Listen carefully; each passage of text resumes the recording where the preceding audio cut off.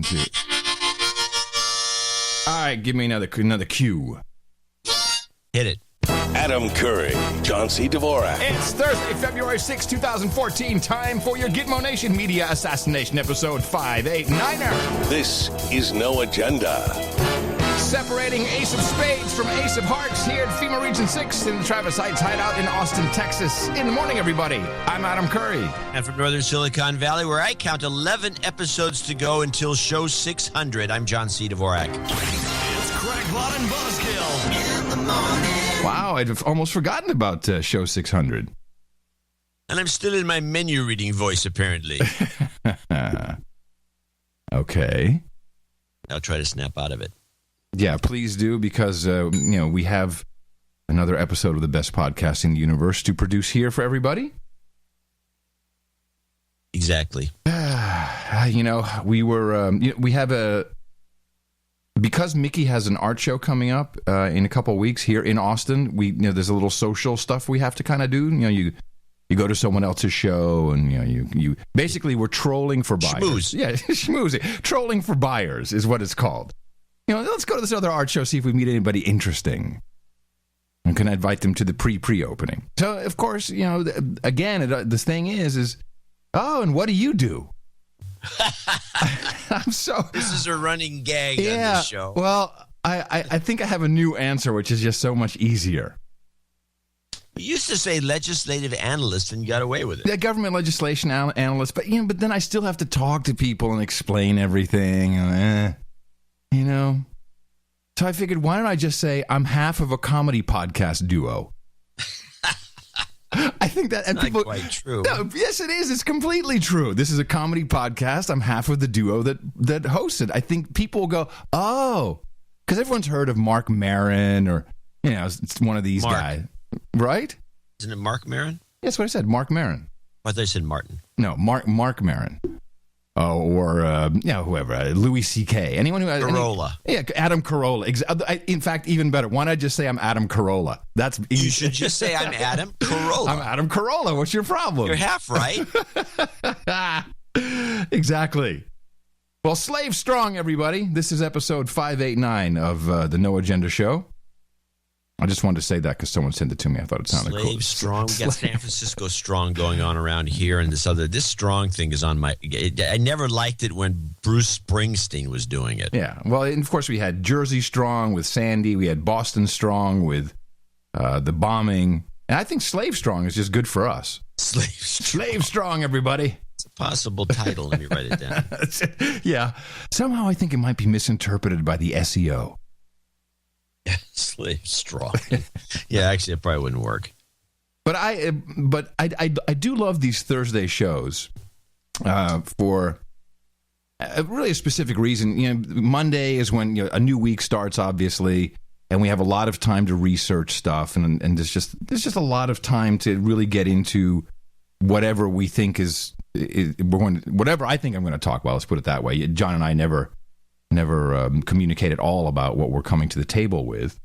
And I think that's probably one of the hardest things is deciding what we're going to talk about, just to make it interesting. But it dawned on me that the Curry Dvorak Consulting Group, which I guess we joke about from time to time, but it really is quite real. And here's the example. So, of course, I was very interested in all this heroin business. Ah, yes. And as I'm watching the mainstream media, which is what part of what we do to deconstruct it, I'm noticing a lot of really important questions that aren't being asked. Like, what is heroin? It's just a simple question. Or, it's assumed. Yeah. Or where does it come from? Or it's assumed. Yes, it's assumed. But when so I'm sitting here and I've got my 3 screens. Woo! But we really have, and this show has an enormous reach of experts across all fields that it is mind-boggling. And that really, when you hire the Curry Dvorak Consulting Group, you get that as a part of the package. Do you know what I mean? Heroin began as a headache remedy. It sure did. And it was, of course, it's a derivative of... I think it was Bayer, as a matter of fact. Yes, it was. In fact, IG Probin, the guys who made the Jew gas, and Bayer. They did it together, and that came along with the invention of the hypodermic needle. And there's a great documentary. It's about an hour. I think it's a BBC documentary, which I have in the show notes. Wait a minute. Hold on a second. Now I was just thinking about it because I normally just let this stuff pass. But now I see why you get the kind of hate mail you get occasionally. The Jew gas. It's easy. Did you understand what I'm talking about? I know what you meant. Krylon or whatever it's called. Zyklon B. Zyklon B. Whatever. Right. Krylon is a thing from DuPont. Same thing. Yeah. Anyway, I don't care. You send me whatever you want. Yeah, nobody cares. So I'm getting all this information about fentanyl. There's some other interesting drugs that we're going to talk about, and from all walks of life, from doctors, from addicts, from people who, for instance, I did not know this, but there is an acute shortage of fentanyl products at this moment in the pharmacies over the counter. Oh, well, just call Syria. Well, so this has been another part of the research, which is understanding the chemical warfare use of fentanyl, which, of course, famous example is, I think we talked about in the last show, is Russia. They used a version of it's 3-methyl fentanyl gas in that theater. And, of course, it killed a lot of people because what this stuff does, essentially, it just makes you stop. It puts you to sleep and then you stop breathing. You kind of forget how to breathe. But it's very interesting to see we have a surge of fentanyl. And, of course, I have a theory. But we have a surge of fentanyl being cut into heroin while people who have actual necessity for the fentanyl patch or for the lollipop or even the injectable are having a hard time getting it. Their prescriptions filled. They have to wait 14 days sometimes. That's not good. You get no. the shakes.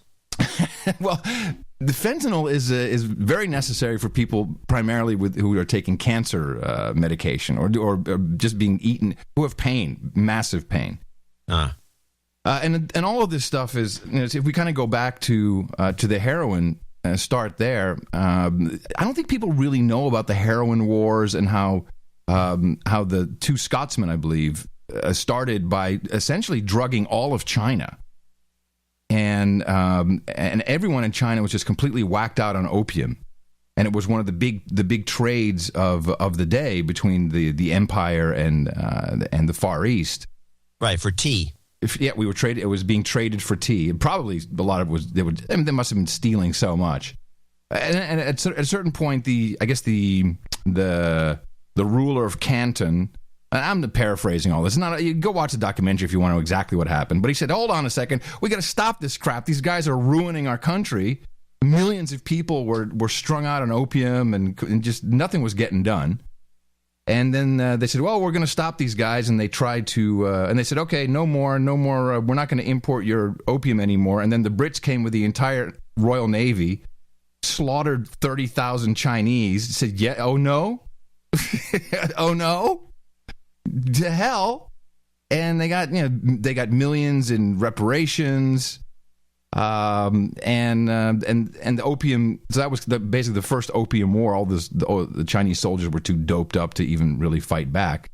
But then this stuff started to slowly, get into the mainstream in the UK, and that's when the derivative of opium, morphine, was first created, and then with the hypodermic needle. Along came heroin, which is really dimethyl morphine. So there's two molecules added to the morphine to get heroin. And initially they thought heroin would be a non-addictive form of morphine. And in this documentary, you see where the women at the time, and now we're talking 1840, 1850 in the UK, they had these beautiful little silver syringe sets. With monogrammed and little cute petite things. Of course, women couldn't drink; they couldn't smoke in public at the time, and so they'd be at a dinner party or at the theater, and they just jab themselves in the leg with a nice little shot of heroin, and it was all the rage. Well, things become ragey, that's for sure. Hey, can you do me a favor? Yeah. And open up your call technical info because I'm getting a lot of received packet loss. Oh, really? Oh, this is an outrage. Yeah, I'm missing out on a couple words here. Oh. It's not intolerable, but it's annoying. No, this is not okay. Let me see if am I bopping bad packets? Well, these situations are this heroin thing is becoming kind of a rage, and we're starting to see packages floating around. I have one. I have no packet loss coming in or out. So, do you want me to just call you back and we just No, it's okay. It stopped. Right now, there's zero. It was going crazy for a while. Keep an eye on it. Yeah. Anyway, I'll do that. We play this heroin story that I think is pretty much summarizes what's going on everywhere. It's the heroin on Long Island. Okay. Centers designed to help those with addiction say where they once saw a number of 100 people in need of their help a month 5 years ago, they now see 700. It's become so bad, in fact, some public health advocates on Long Island call it a crisis. Dr. Jeffrey Reynolds with the Long Island Council for Alcoholism and Drug Dependence says in his 24 years in public health, he has never seen drug addiction numbers this bad. If you look at the overdose statistics on Long Island, they've continued to climb. At this point on Long Island, we lose about one person per day to a fatal overdose. And while today's focus is on Philip Seymour Hoffman, the actor, according to national CDC statistics, was probably one of 100 people nationwide who died of a fatal overdose just yesterday. This is happening day in and day out. I think, celebrities help raise the profile of the issue and help galvanize our attention. And it's probably the stigma that keeps Long Island's families who are struggling from telling this story time and time again. Another concern in recent years, tainted heroin. More of it out in the drug market, and obviously this is multiplying the risks associated with the drug's use. I'm Narmeen Chaudhry, Pix 11 News. Yeah, so couple things about this. Unless you want to follow this clip up, I want to say a few I just want to say that this report, I could have pulled it from San Francisco. I could have pulled it from L.A. Everyone was doing the same thing. Yeah. Very interesting. Fentanyl. There's a couple of ways you can make fentanyl, and fentanyl is being made for 100 years.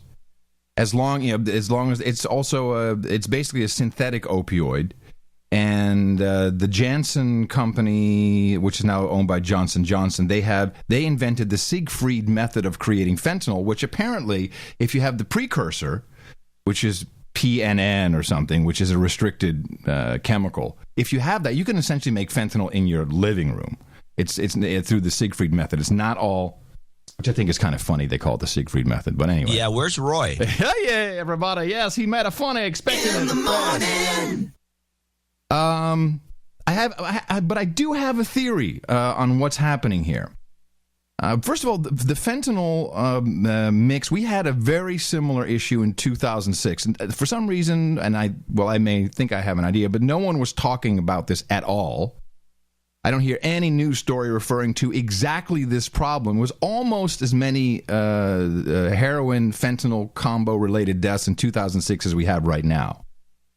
And at the time, what I can find is very difficult to search these things once you have an incident like an actor that dies.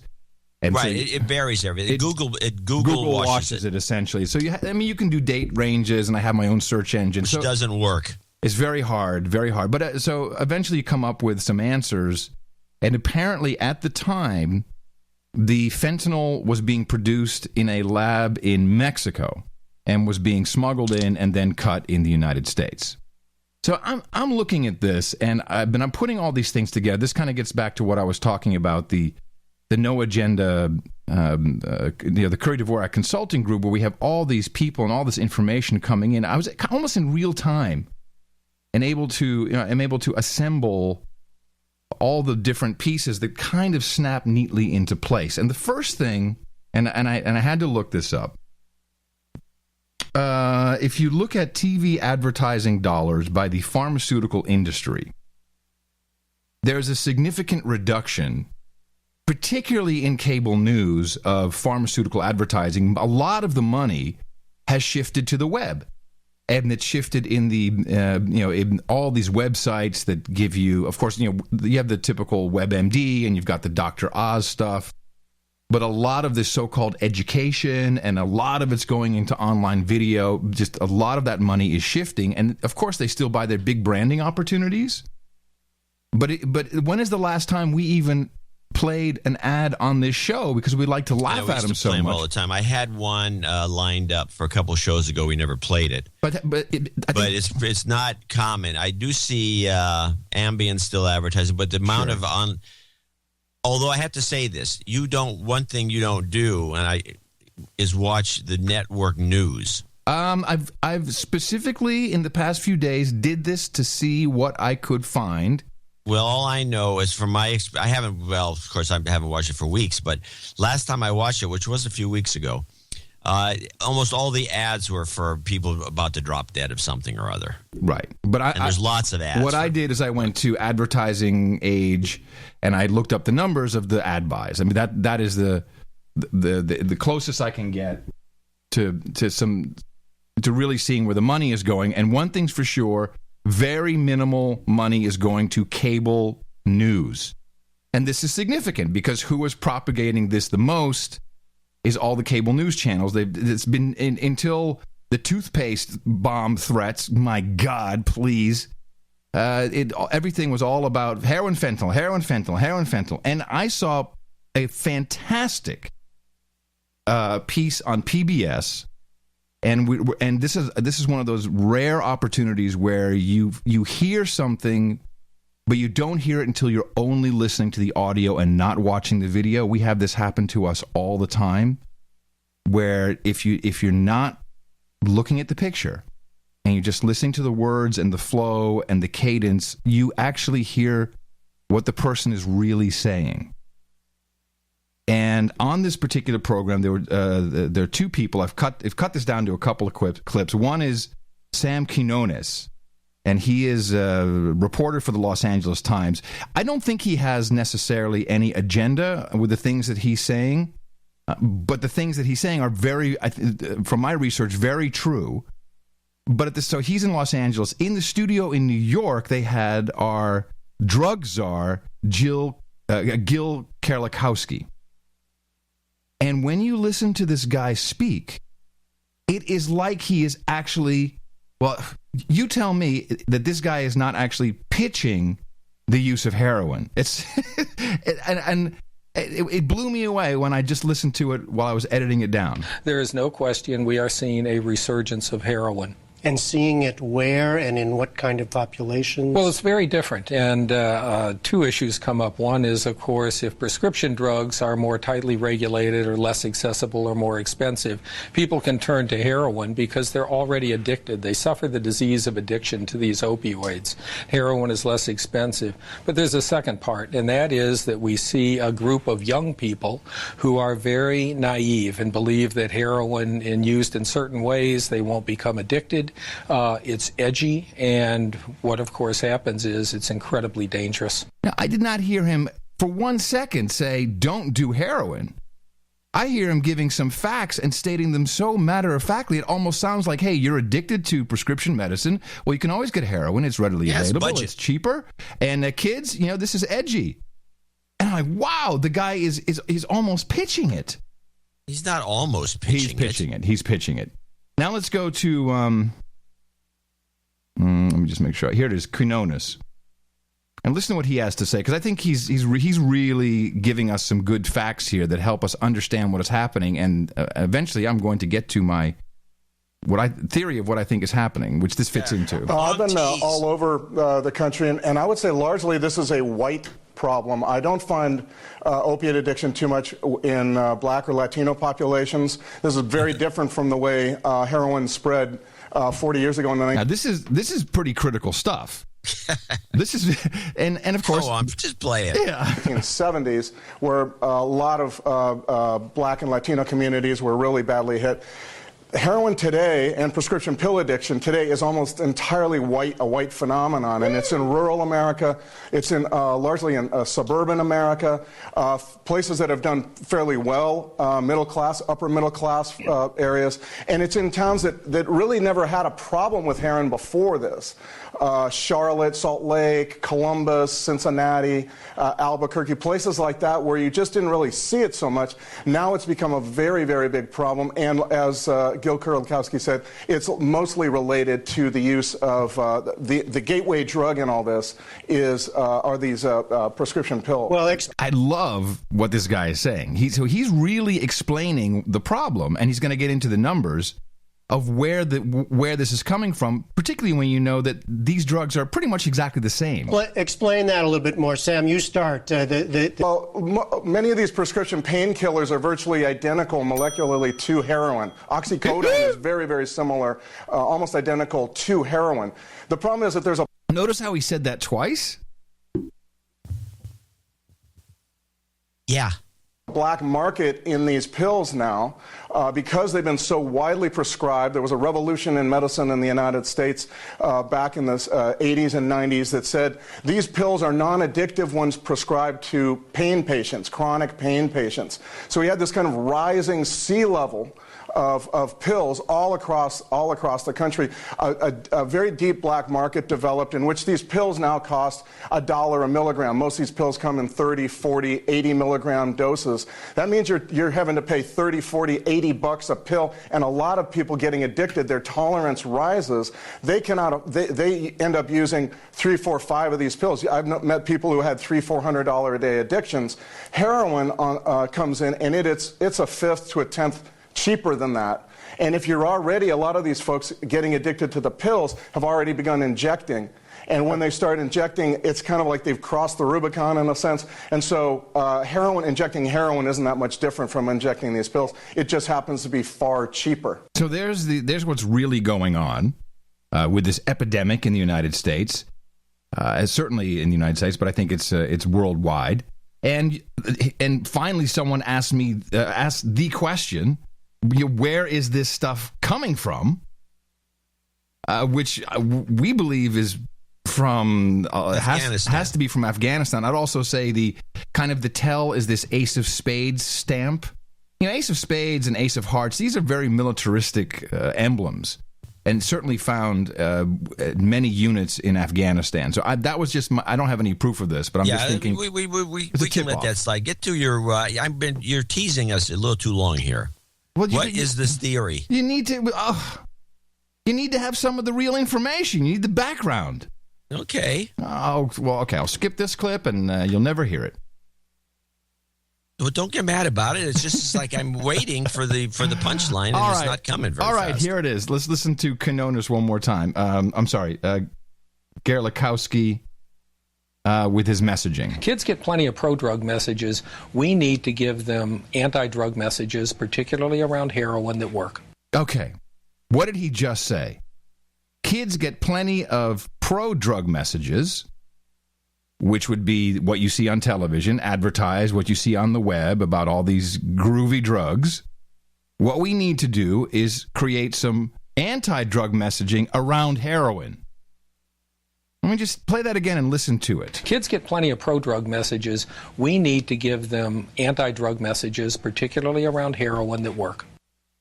So here's what I'm seeing. This is a war between the pharmaceutical industry and the illicit drug industry, whose pricing have dropped down now from around $15 to $20 just a couple of years ago, now to $4 or $5. And the number one way to do that, if you want people to come back to your drug, is to make the competitor's drug look dangerous. And who has access to fentanyl?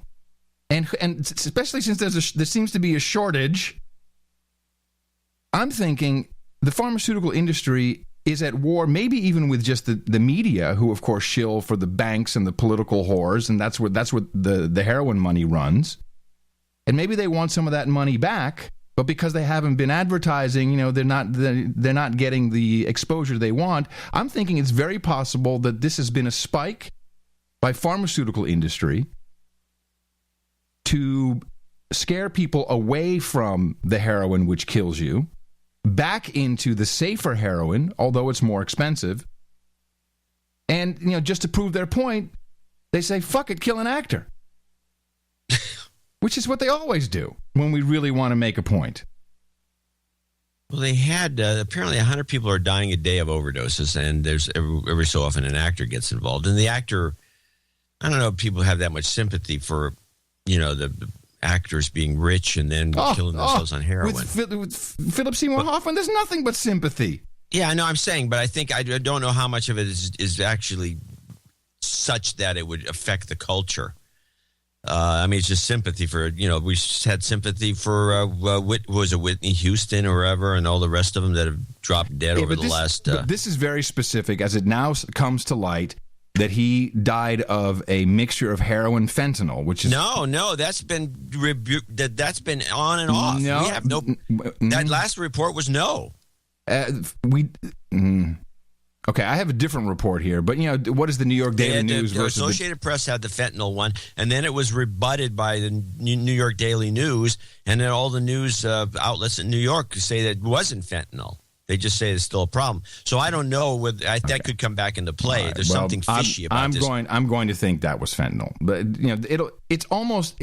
It almost doesn't matter at this point because I don't know why they didn't. They got 60 bags or something according to them. Yeah. But whatever the case. But the news is very consistent. The news is you get hooked on the prescription pills, then you go to the cheaper heroin, and now it's killing you. No, that is the message. That's the message. And I think particularly with the Affordable Care Act, maybe we're going to see some repricing or something's going to happen. But people need to get back on the regulated stuff. That seems to be the message that I'm hearing. That seems to be the message from Gil Kerlikowske. The message, though, that's actually coming through that I think the point you really originally made, I think, is a more valid one, which is that the real messaging is you can use heroin, it's cheaper. And then when the guy says, oxycodone's the same as heroin, that seems like the wrong kind. That messaging isn't going to work. No. That messaging is totally there, John. That is absolute. But I see two messages. And I'm thinking the fentanyl is a message of a different sort. The fentanyl is the dangerous message. That's the dangerous message. Yeah, you can buy heroin on the street, but you might get fentanyl and be dead. Now, check this out. This is the wonder drug Narcan, which is now being pushed. So this is by prescription only. People want this over the counter. It's now going into the hands of police officers. EMT already have it. Vince Corvelli's son had overdosed on heroin. He was starting to turn blue. He wasn't breathing. He was gasping for breath. Paramedics were carrying the drug naloxone, better known as Narcan. 5 or 7 minutes, they came back and said he was awake and breathing. This person's actually waking up from the dead. Check time of copies. Now, the drug that's long been used by paramedics and in emergency rooms is in the hands of police officers. And by the way, this package is highly produced. This is a pharmaceutical industry produced or at least paid for production package. This is not just your local news that just threw this together. This is good. Listen to all the sound effects. Cops, who are often the first on the scene of medical calls. It's very surreal. It's literally the person is blue, their lips are blue, they're not breathing. This individual did not have a heartbeat. Wake up! And they're up and they're talking. It's simply amazing. Death by heroin or painkillers. We're not going to arrest our way out of this epidemic of substance abuse. It's a disease, so we have to help the people. The Quincy Police Department's track record using Narcan is extraordinary. Its officers have administered it 221 times and reversed 211 overdoses in just over 3 years. This is kind of like the Pulp Fiction thing where he jabs the adrenaline needle in her chest and she comes back to life. That's literally what this is, except you spray it into someone's nose. And as they're dying of an overdose, they come back to life. It completely nullifies the effects of heroin. Well, how about this for a thought? You've made a mountain out of a molehill, and all this is orchestrated by the company that makes Narcan, which is, by the way, should be a generic drug from the way I see it. Only one company makes it. Sankyo?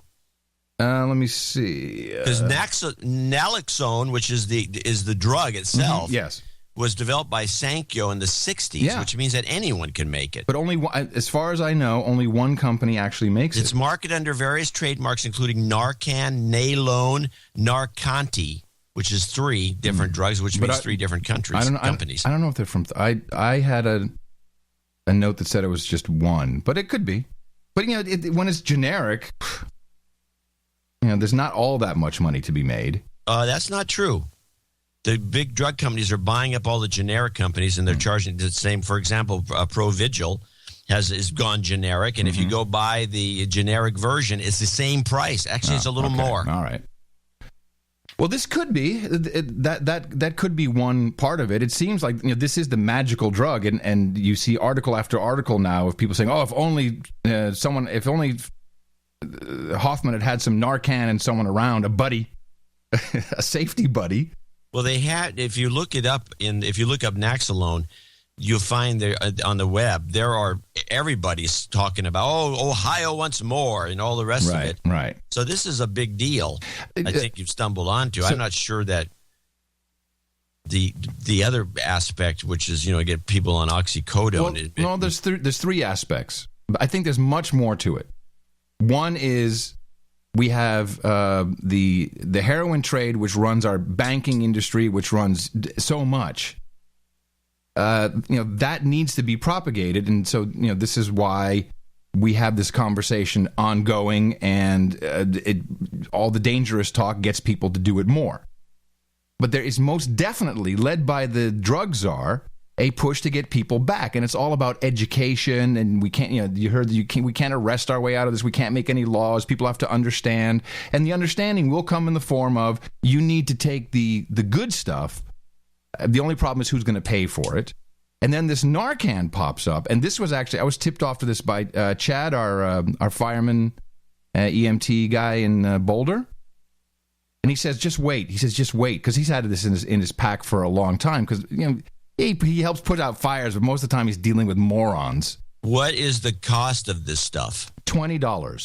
$20? Yeah. That's a good deal. You want to hear what Chad had to say about Narcan?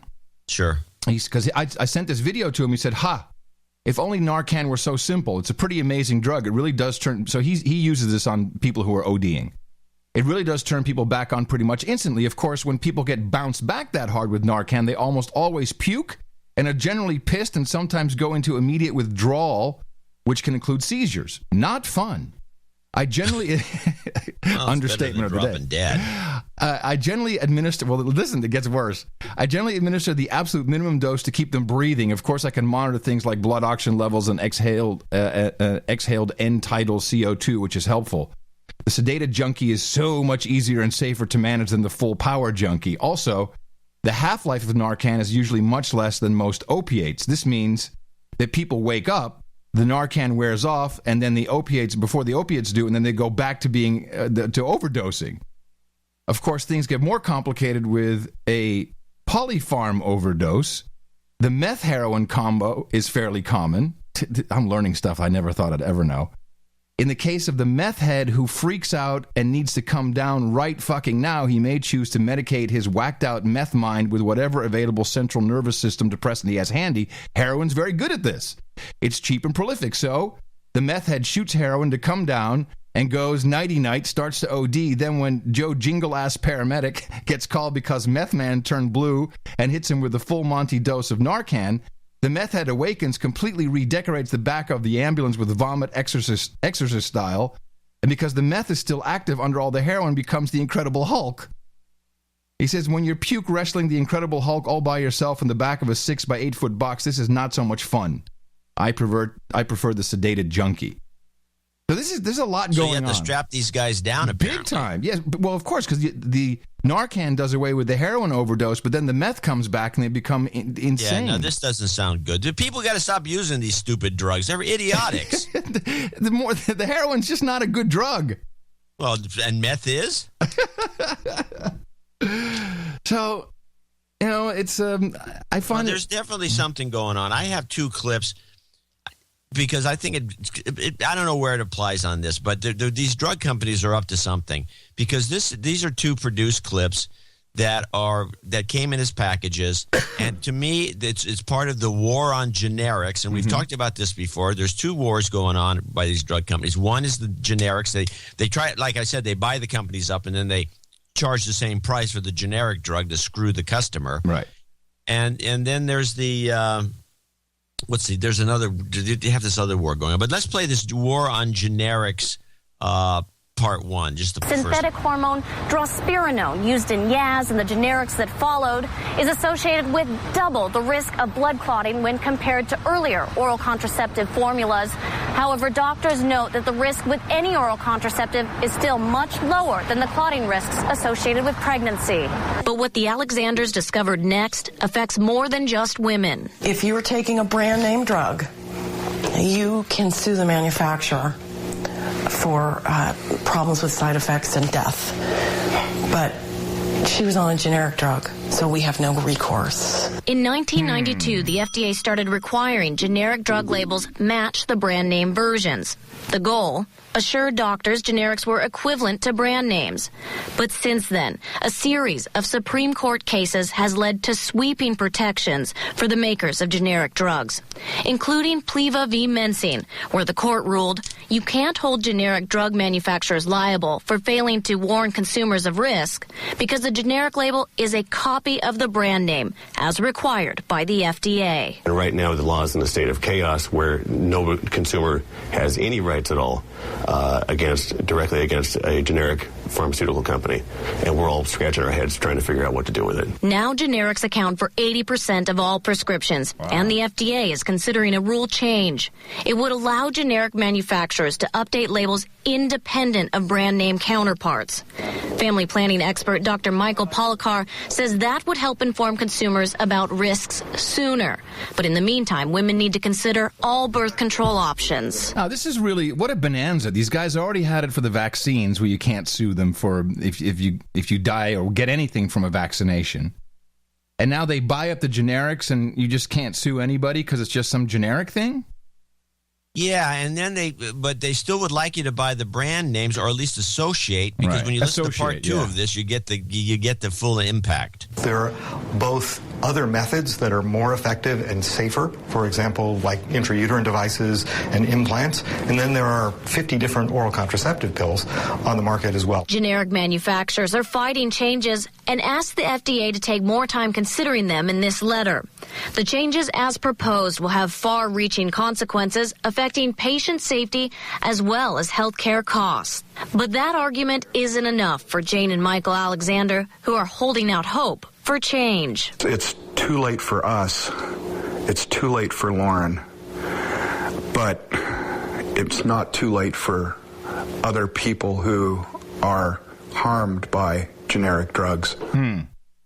Harmed, yeah. So they had these people come in and say, you're harmed by generic drugs. Now, what you said is very interesting because, first of all, the report, why would the generic drug companies want to change anything if they're off the hook for everything? So something's bogus about that logic. Yeah. Seems to me I'm off the hook for everything. I don't want to change anything. I'm not going to get involved. Well, maybe it's just the flexibility if they need to add something. You know, there's something. There's but there's a new side effect or big drug companies that are the ones that are buying up all these generic companies. And so I think your first assertion, which is that let's move this to generic, charge the same amount of money. And take ourselves right out of the legal implications. Right. Interesting. Well, and by the way, I think this war on generics is not. It may not really be a war on generics at all. It may be a fake war. And the war on compounding is the other one that's going on. Oh, that's insurance no longer covers compounding. So there's something phony about all this stuff, and it all leads to the big pharma companies. Well, I say your report does too. Of course it does. Yes, but it's like big pharma wants.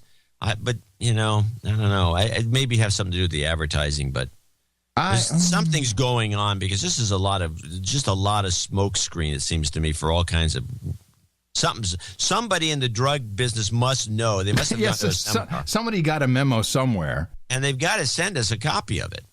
But the fentanyl thing is so weird that this happened in 2006. They said it came from Mexico. But now we have actual users of fentanyl who can't get it, or the refilling the prescription takes 2 weeks, up to 2 weeks. And this is from producers who have emailed me directly. And I really looked for the Syria chemical weapons connection. It's very hard, although metal fentanyl, of course, would come from Russia, and experts disagree whether that was used in Syria. So there's no hard evidence that it was used. There's a lot of indications it would make sense for Russian weaponry to come. We've used, the Russians supply the Syrians with all their weaponry, so why wouldn't they? We have also used fentanyl gas in Iraq, and there was a big, I think it was the Sunshine Report or something. I have it in the show notes somewhere. This was a Rumsfeld thing. Rumsfeld really wanted fentanyl gas to be legalized and to run outside of the chemical weapons treaties, because he said, well, it's not really a chemical weapon, it's an incapacitor.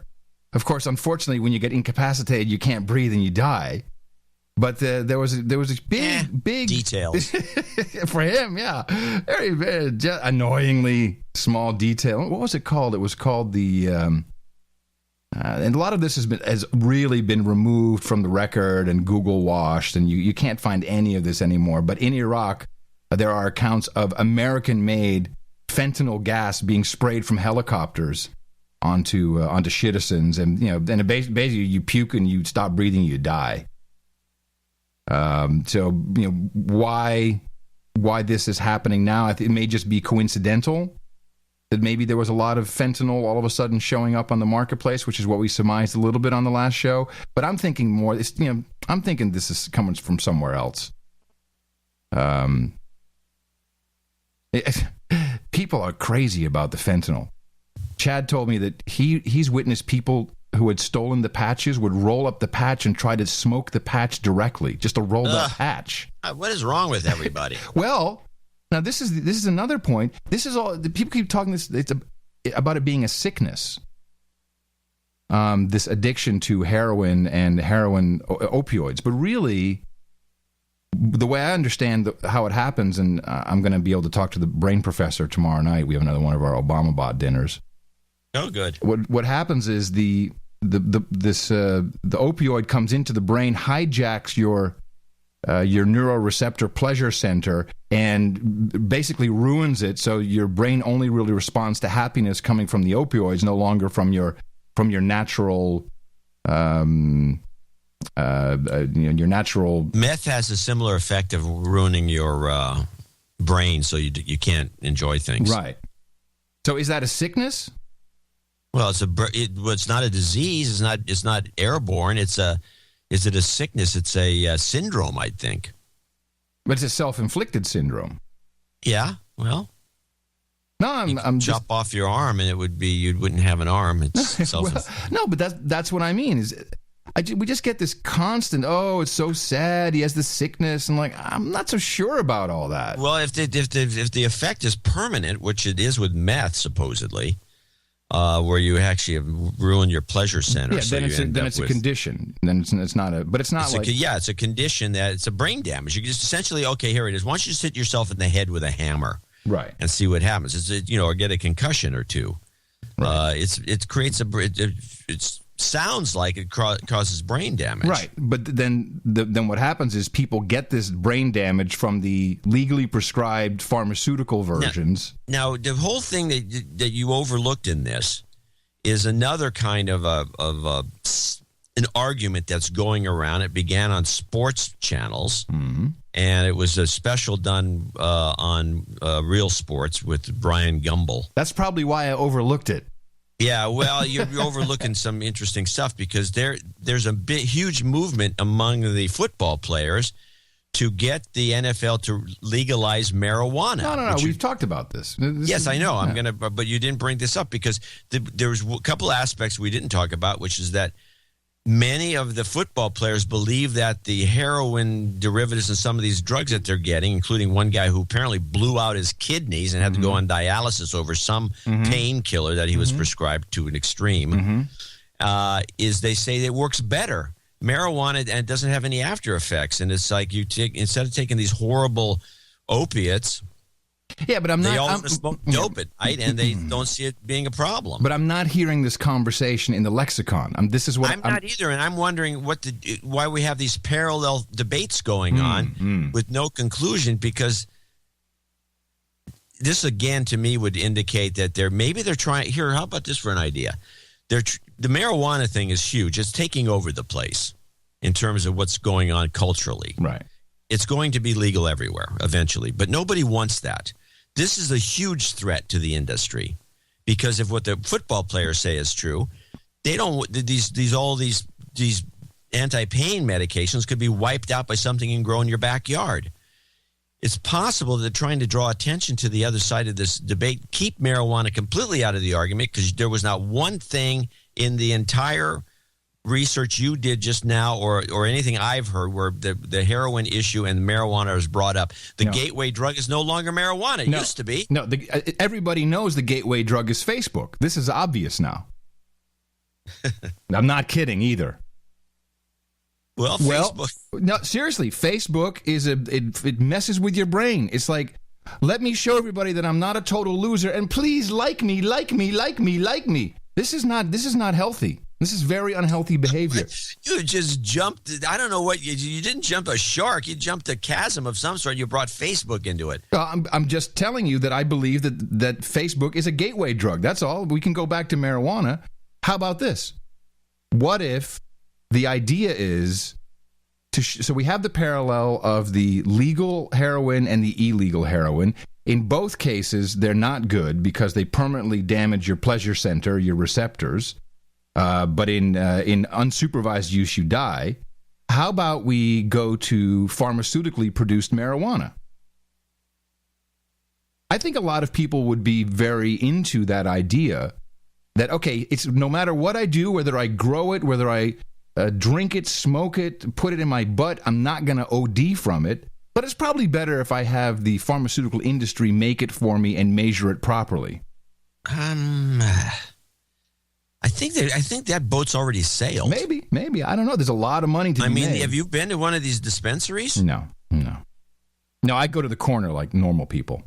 It's like they have... Hey, man, you got a dime bag for me? Those days are over. Oh, really? Oh, dime bag. I used to do, Silk Road until they got rid of it. I'm afraid to do it now. I'm afraid. So what is your order? I don't order. I don't do when drugs. you order some, what'd you get? I'm not telling you. I'm not going to incriminate myself. Oreos are just as addictive as cocaine. There you go. I ordered Oreos. Well, you're right. There's something about, I don't know, but here's your coincidence. 10-year anniversary of Facebook, massive amounts of heroin use. I'm just pointing out. Is it no coincidence? I'm pointing out the obvious coincidence? Here. I think not. I'm not making this up. I see people going into very weird modes because of Facebook. And there's of course there's all kinds of dopey, stupid surveys. But you're not on Facebook. I check this thing out regularly, at least 2 or 3. There you go. Yes, 2 or 3 times a week, and I can feel it.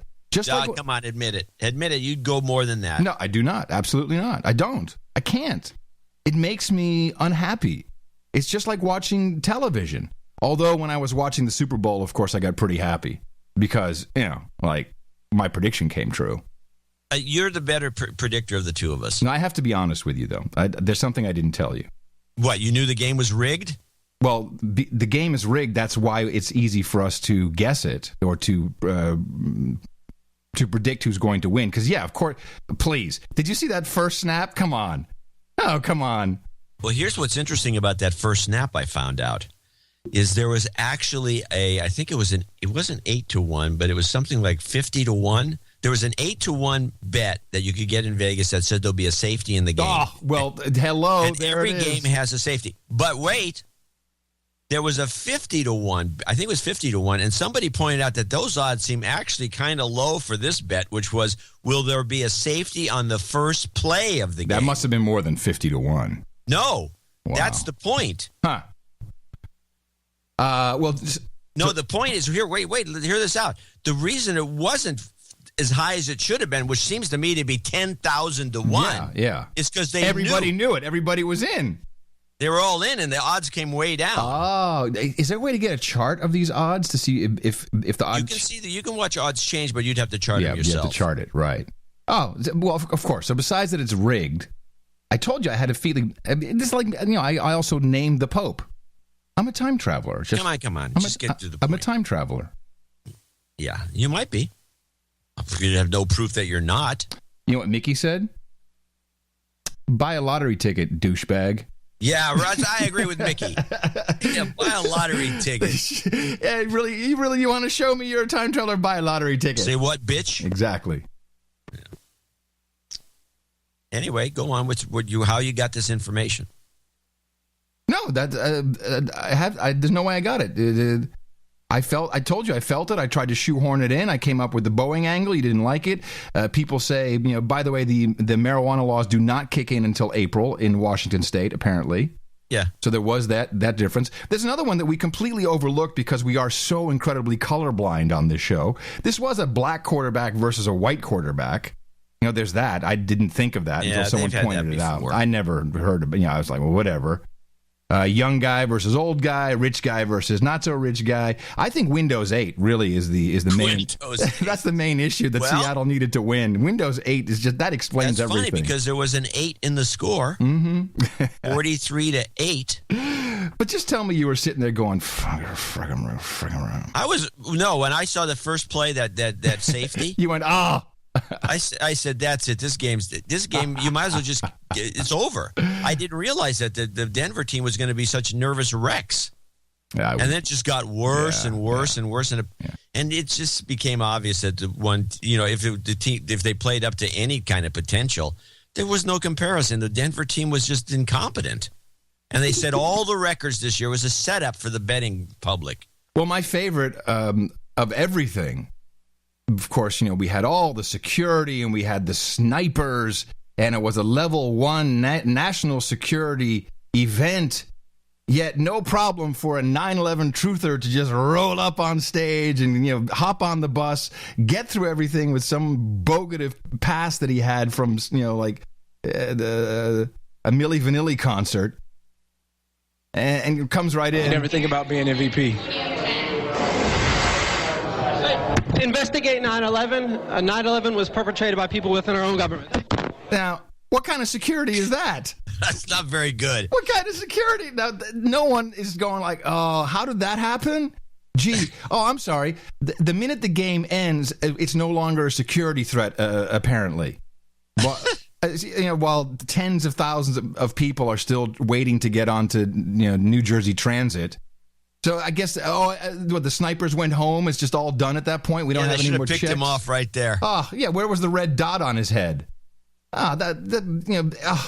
It makes me so mad that no one picks that up and says, "Hello." All of that talk about the air strikes and the Ring of Steel zones, all this stuff. No, nothing happened. No, it's okay. Could have been a terrorist. So people can get in. But look at the Sochi thing. Well, before we do that.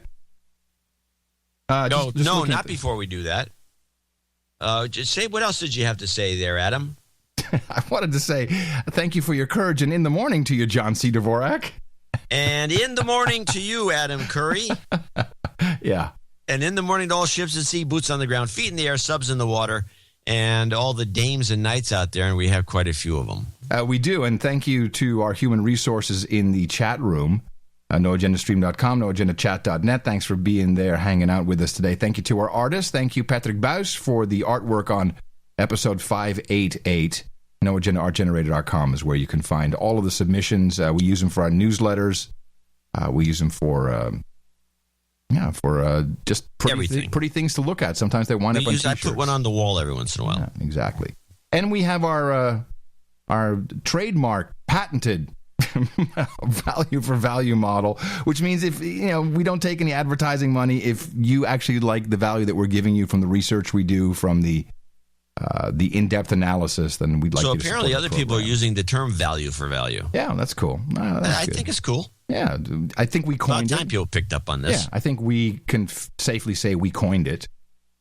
But whenever so here's the crazy thing. So you have a value for value model, yet people are doing this through a third party company who's taking the total of 8% away from your value for value and shoving you down into a big group of people. This is the whole point, is we need to get away from these networks. No, I like the idea. Oh, you're not talking about PayPal. No. I'm talking about the what's the Patroni, Patreon or whatever it's called. Patroni. Yeah, Patreon. Yeah, Patroni. Patreon. The idea is right, but again, people are working for tips. I hate it when you say that, or $1 per episode. Really, $1 per episode? That's not value for value. That's not when the episode's longer than Star Trek's movie. Well, or filled with better content. How about that? Yeah, you actually learned something. Yeah. It's like going to a seminar. A webinar. A webinar. This is our webinar. Yes. It's worth more than $1. Well, let's thank a few people who know it's worth more than $1 and actually gave us more than $1. Our executive and associate executive producers, beginning with Sir Rick Bressler in Arlington, Washington, who came in with 34543. And he did that because he's making he said, I could be a baronet, but I think I'm going to give my wife, Becky, a knighthood. And he sent a note in. I'll read. By my accounting, and he talks about his accounting, he's reached his second knighthood. My wife has been a little jealous of my knight ring. And he did seal the envelope with the wax. Oh, nice. So instead of changing my status to baronet, I'll take a chance on getting lucky tonight and ask you to bestow damehood on Dame Becky with all the rights and privileges thereof. Now, she may choose for Rent Boys and Chardonnay tonight, so I'm not sure I don't think so if you listen to this. Oh. He said, and I don't know if I should even read this, but I'll do it anyway. I'd rather have my testicles nibbled off. Oh, no, I'm saying this is different. It's different than I thought. He said he'd rather have them nibbled off by enraged fire ants than use PayPal. Uh-huh. So donations have taken the form of checks, direct bank transfer, which he did back in, I guess it was last year. And I don't know if we ever credited him for that. Anyway, because people have to tell us when they get the bank transfer because they don't send me a memo. Anyway, the donation $69.69 may be a bit more work for you than taking credit cards online, and not too much more work. But at least PayPal doesn't steal the money. I will follow up on the rings, No Agenda Nation /rings for the rings. Anyway, and by the way, a lot of people are always complaining about PayPal being in the middle, and they take a percentage like a credit card does. Yeah, we're okay with that. They provide a service, and a record. They do good record keeping. Yeah, so people are fuck PayPal. If you can do checks, great. We also accept checks from Canada. People always want to know. It will accept checks from anywhere. Anywhere. You can take a foreign currency check and take it over to the bank, Mechanics Bank in this case, and you send it through what's called collections. It's not like a collection agency. It's just called collections, and the bank takes the check, and then they go through some rigmarole. It takes about 2 weeks, but the money eventually shows up in the account after they have to send it to foreign currency exchange and all the rest. But it's called collect. So you could send us a check in Hong Kong dollars, and it will be. And they don't take a big chunk of this. They just, it's a couple of points. You know what you're in business. What they don't do, our bank, is wire transfers. They get like a hemorrhage if you ask them for that. If you want to do one, no, an incoming wire transfer. But we get quite a few. I think they charge us a lot for that, John. You want to look into that? No, it's very expensive. Yeah, it's not worth it for anything under $500. Exactly. Yeah, there's apparently some banks that have almost no fees for wire transfers. But our bank, for whatever reason, we have theories, don't like doing them. They do them, though. Hey, they like dealing in cash. What can I tell you? It's a cash business. Cash business. We like the checks. It's lovely. We also want to, Rick will be the executive producer along with Shane O'Hare from Wasilla, Alaska. You know where that is. Mm-hmm. It's right there by Russia. Yeah. Oh, my God. 3:33 in the morning, John and Adam. I was listening to the Exceptional Sunday Show when suddenly the lights in my bedroom went out. I went down to the breaker box and saw that fuse number 33 had been flipped. I knew this was a sign I had to donate. Your live analysis of the bad heroin was next level. And hearing John say, bitch, say what, bitch? This is like lame, okay? made me audibly laugh.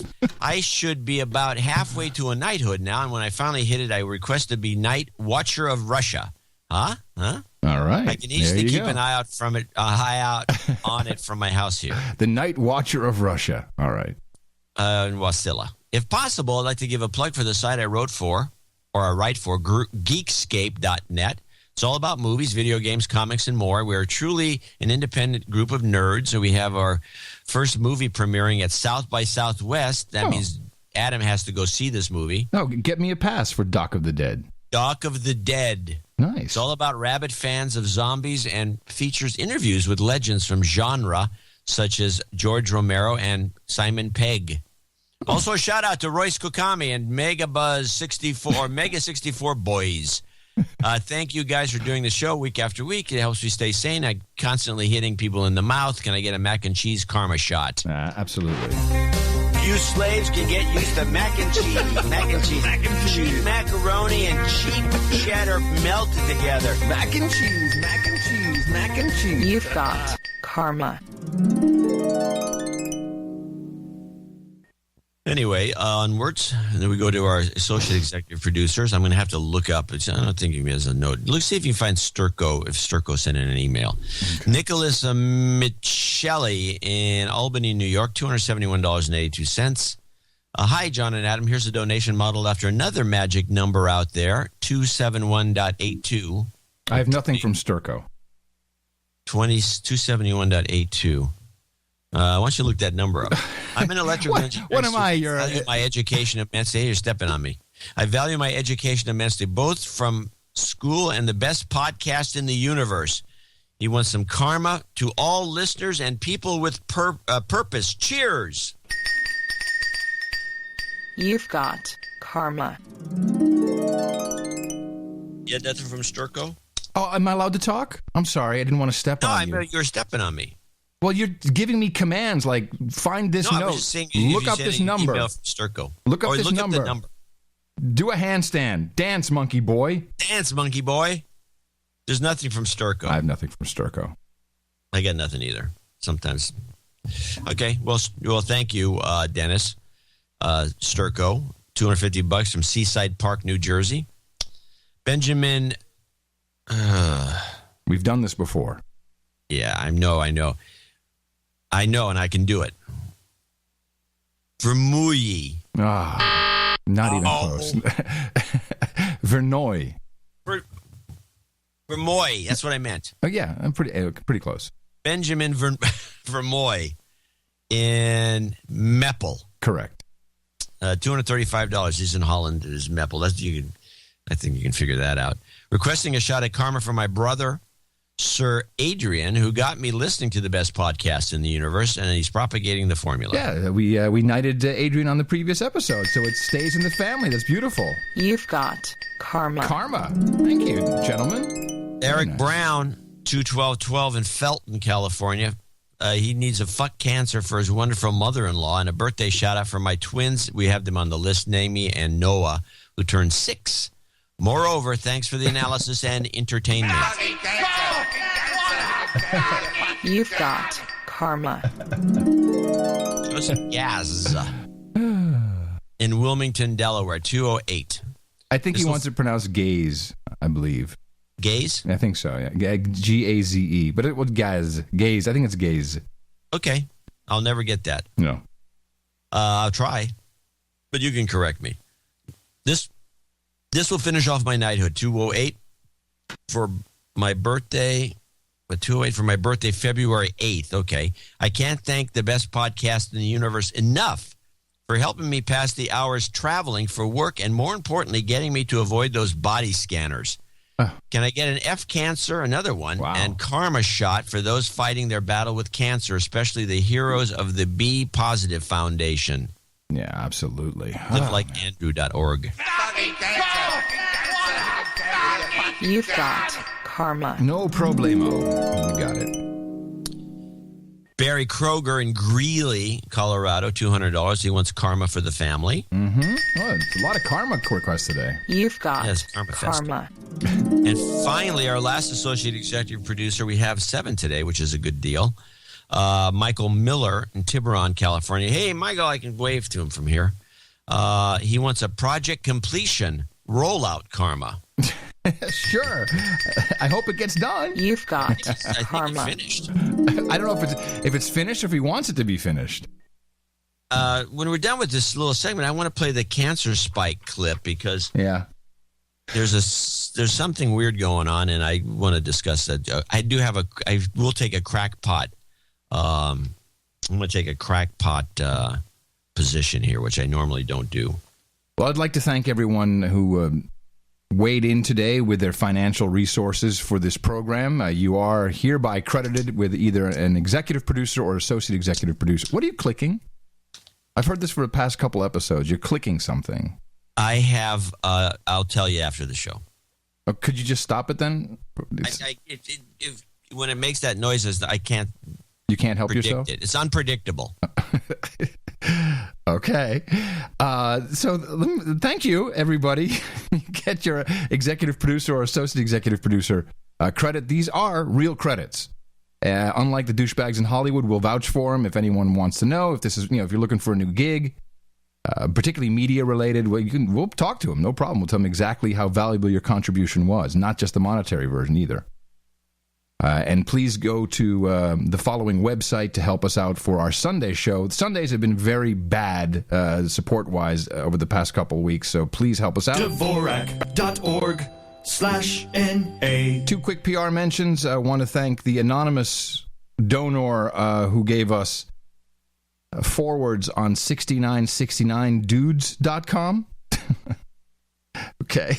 I guess 6969 dudes? Yeah. 6969dudes.com. Oh, okay. I get it. But maybe even better, after we played that clip from the douchebag of Unilever at Davos, Paul Ballardin says, "Good day, gentlemen. Thank you for your courage. Thought you may like to see the following website, which was discussed in episode 586, now forwarding to the noagendashow.com, futureawesome.org. Wow. Yeah. I like that name. Yeah, futureawesome.org. That is who we are. It's what we're all about. And please... Well, yeah, especially you. What do you mean? You came from the future. Ah, there you go. Thank you all, everybody, and continue to go out and propagate the formula. Our formula is this. We go out, we hit people in the mouth.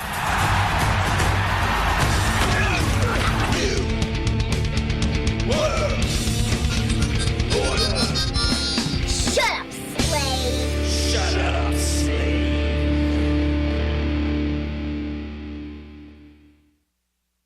All right, cancer. Oh, yeah, this is an interesting clip because we notice a lot of these cancer call-outs in our show. And just play this clip and give this a listen.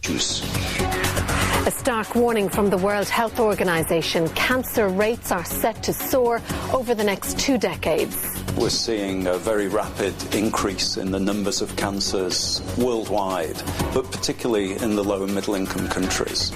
The factors were living longer, we're more obese, and drinking to excess. There are things that people can do, and in particular what we want is to get out a message out there that you can prevent cancer.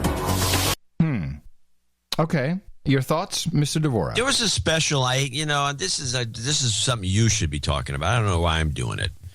But there was a special on Free Speech TV. It was a documentary about electromagnetic issues and cancer, increase in cancers. And they went from one repressed report to another that weren't funded by the telecommunications business, which clearly show that overuse of these cell phones and Wi-Fi all over the place is causing problems. And they think it may be interfering with sleep patterns. I don't see why this would have to be so crackpotty. I think this is, in fact, 4G specifically has been mentioned as a huge culprit and instigator of cancers. But I also have to say, just look at what people are putting in their faces. The people are not living healthy, and they say the low to middle income countries, which were essentially what are we pushing there? Coca-Cola and hamburgers. Not like we're sending kale to Africa. Right? You know what I mean? I hadn't heard that. Yeah. That's where it belongs. Yes, I agree. Send all kale to Send the Africa. kale to Africa. No, I agree. I have collected kale recipes. I want to remind people to go to or send an email to john@dvorak.org with the subject line kale and submit your original Kale and recipe. Yeah, very passed good. down recipes. Of course, I did see this report. The World Health Organization. Actually, the headline of that report says, cancers to double by 2030, which was, of course, I love that. So that's going on the 2030club.com website. I think we stumbled onto something. Well, whenever people show up with jingles, 2030 Omnipocalypse. then you know that we're onto something. It's the metal sound is perfect. It's the 2030 Omnipocalypse, which I think is good because it's like an omnibus bill. It's the Omnipocalypse. It's going to be everything. Cancer. We should just have this segment. The 2030 Omnipocalypse. Thank you, John Fletcher, by the way, for cutting that. Omnipocalypse? I think it's OMNIPOCLYPSE. Shouldn't it be CYLY? You're asking the Dutch guy? I'll figure it out. Yeah. It's good possible. 2030 Omnipocalypse. Well, that's good. That's a start. It's like metal. You can't understand a word of it. But you put it in the newsletter, which was good. You put the 2030. We have a link now on the donation page for 2030. The $20.30 donation. Very good. You become a member of the End of the World Club. And I was very surprised that you put kittens back in the newsletter instead of puppies.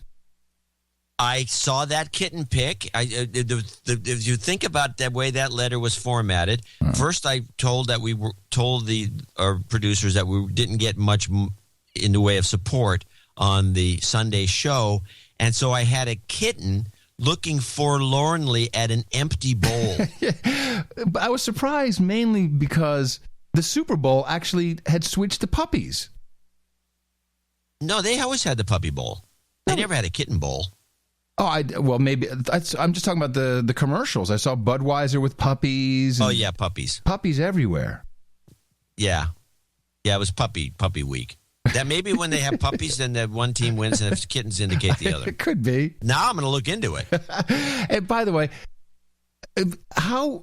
you've mentioned this many times because you watch games. I watch one game a year, and that's the Super Bowl. Which is probably the best game to watch. Although this was not if you want a real football game, but it was a fun game to watch. The militarism, militaristic.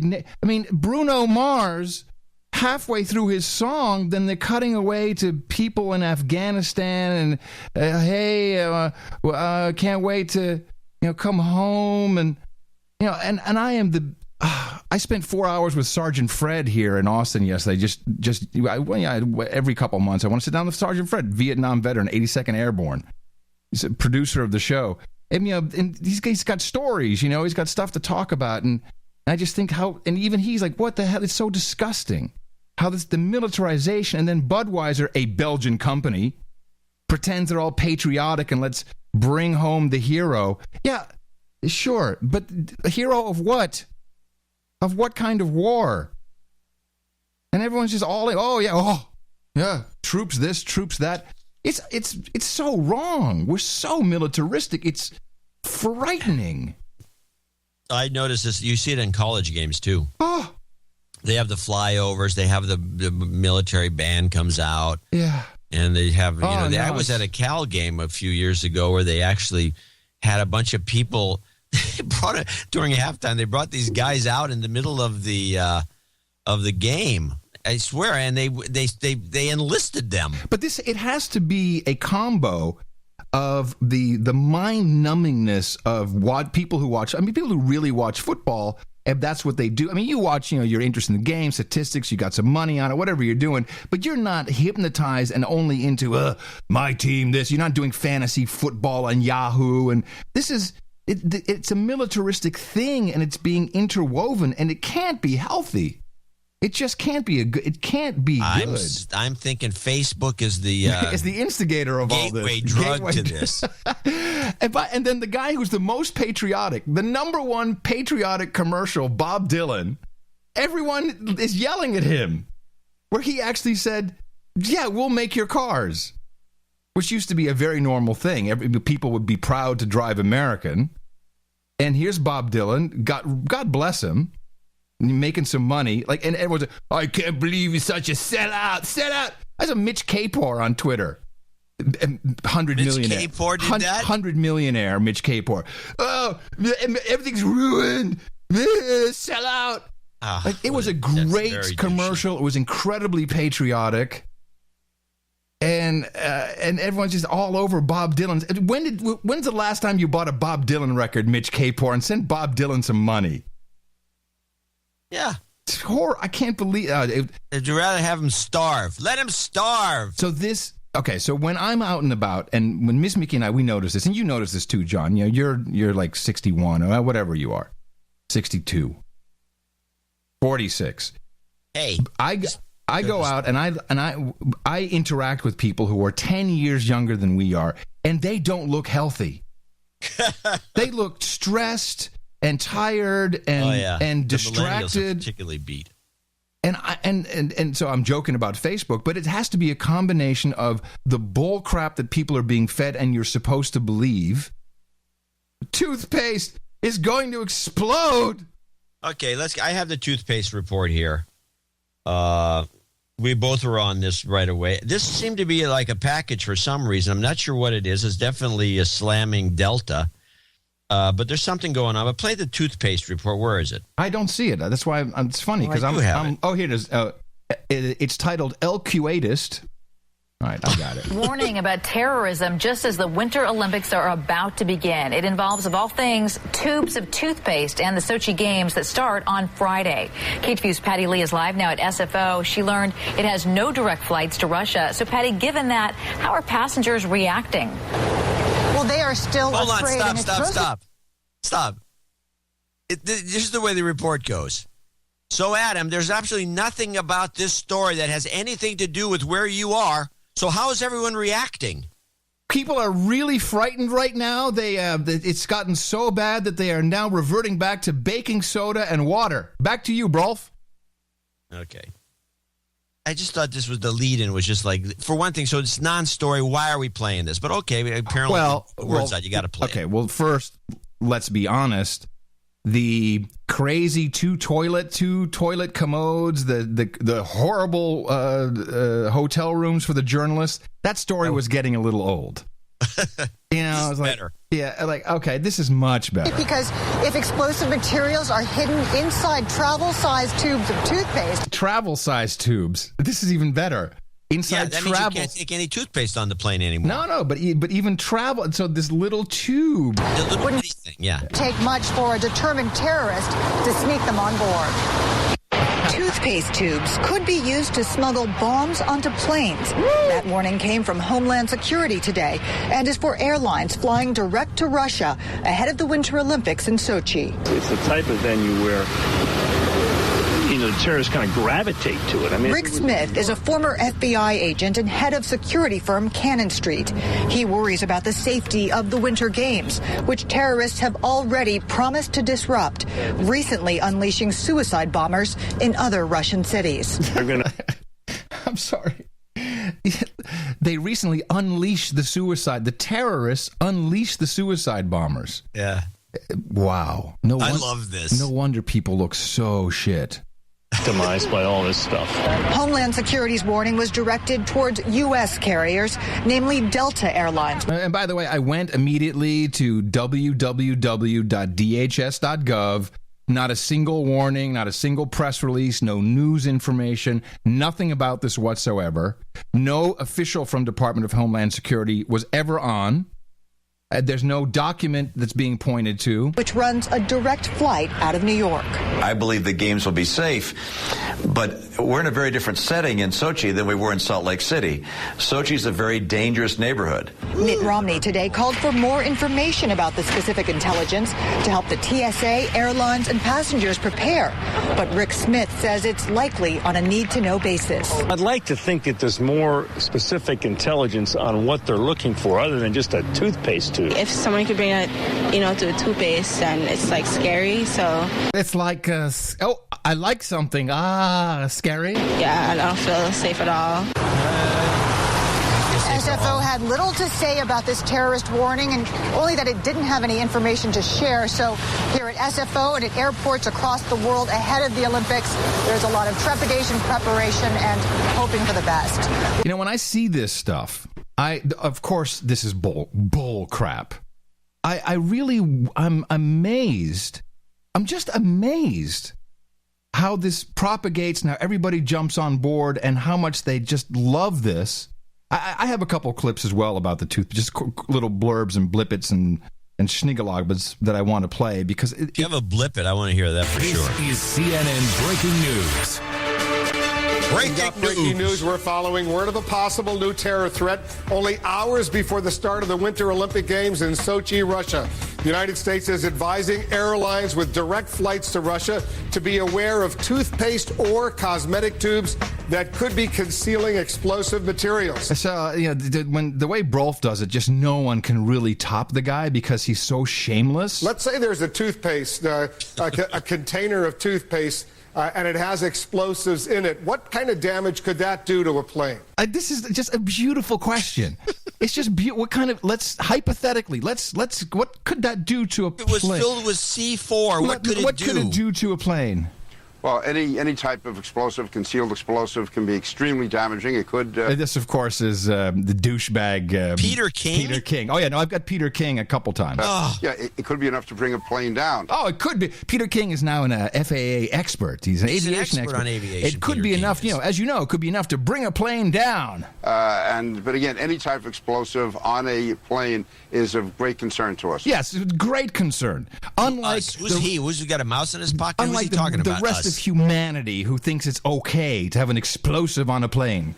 So I guess the key question, are the athletes safe right now? The American spectators, the family members, the fans, all of the guests who are going to Sochi in the next few days, are they safe? Are they safe? I would say that they are reasonably safe, but... Reasonably safe. But hold on. I don't want you to get the wrong idea here. I would not go myself. I would not go myself. Screw those Russians. If I were an athlete, that's one thing. But just as a spectator... If I was an athlete, that's one thing. Who... Vote this man out! I don't know why this guy gets reelected. This is it's unbelievable.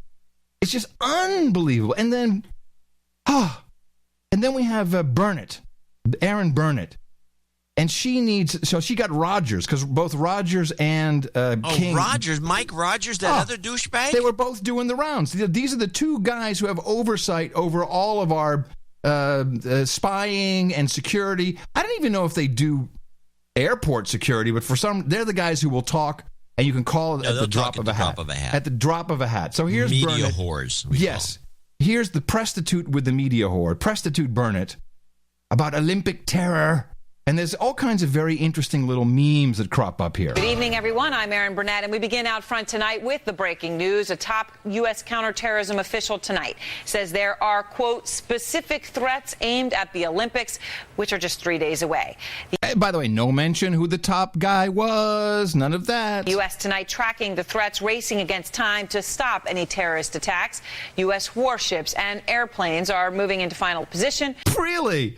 Warships, airplanes moving into final position. This is like, are we at war with Russia? They're moving into what final position? They're on our ships are on the Baltic Sea? Yes. Apparently, according to Aaron Burnett. Ready to respond. They're ready to respond. What? President Obama was briefed on the situation today, and his team says that they are, quote, taking all appropriate steps. His team. Regarding the safety of Americans. And joining me now is Congressman Mike Rogers, the chairman of the House Intelligence Committee. And thank you so much for taking the time. Obviously, the director of the National Counterterrorism Center at the hearing today said, I'll quote him, there are a number of specific threats when it comes to terror attacks at the Olympics in Sochi. How worried are you? This is the guy to ask. How worried are you? I'm going to say that probably he can't talk too much, because I don't know. Well, I think the venues themselves will be okay. The Russians have done a lot of guards, gates, and guns. Here we go. Guards, gates, and guns. This is a new one, John. For some reason, this is like his little thing. The show title. Yeah, and he brings it back in a second piece here with Aaron. Are you talking about Al-Qaeda? I mean, what other threats do you have? What do you got on? Open up your book. What other threats do you happen? Can you just give me some names? Well, there are Al-Qaeda and Al-Qaeda affiliates, and we believe other groups that fit the terrorist profile that have expressed an interest, at least an aspiration of trying to do something at the games. Okay. So all of that is concern, and it just kind of ups the opportunities for a mistake to be made if somebody just slipped through, one of the cracks in what is a fairly robust guards, gates, and guns security plan. There it is again. Guards, gates, and guns security plan. There's something up with this. The best security you can have is that combined with fully robust intercooperative intelligence. Yes, and fully that robust last piece is missing. Yes, fully robust intercooperative intelligence. That's what we need. And that's not a show title, by the way. That's just too long. But it doesn't stop there because, we have toothpaste and guards, gates, and guns, but apparently we now have cyber-fied the Black Widow. Black Widows are female suicide bombers, traditionally women seeking revenge for the death of their husbands, but that's changed. Now there's a whole new group of Black Widows. What terror experts are telling us are Black Widows 2.0. Okay, woo! Upgrade!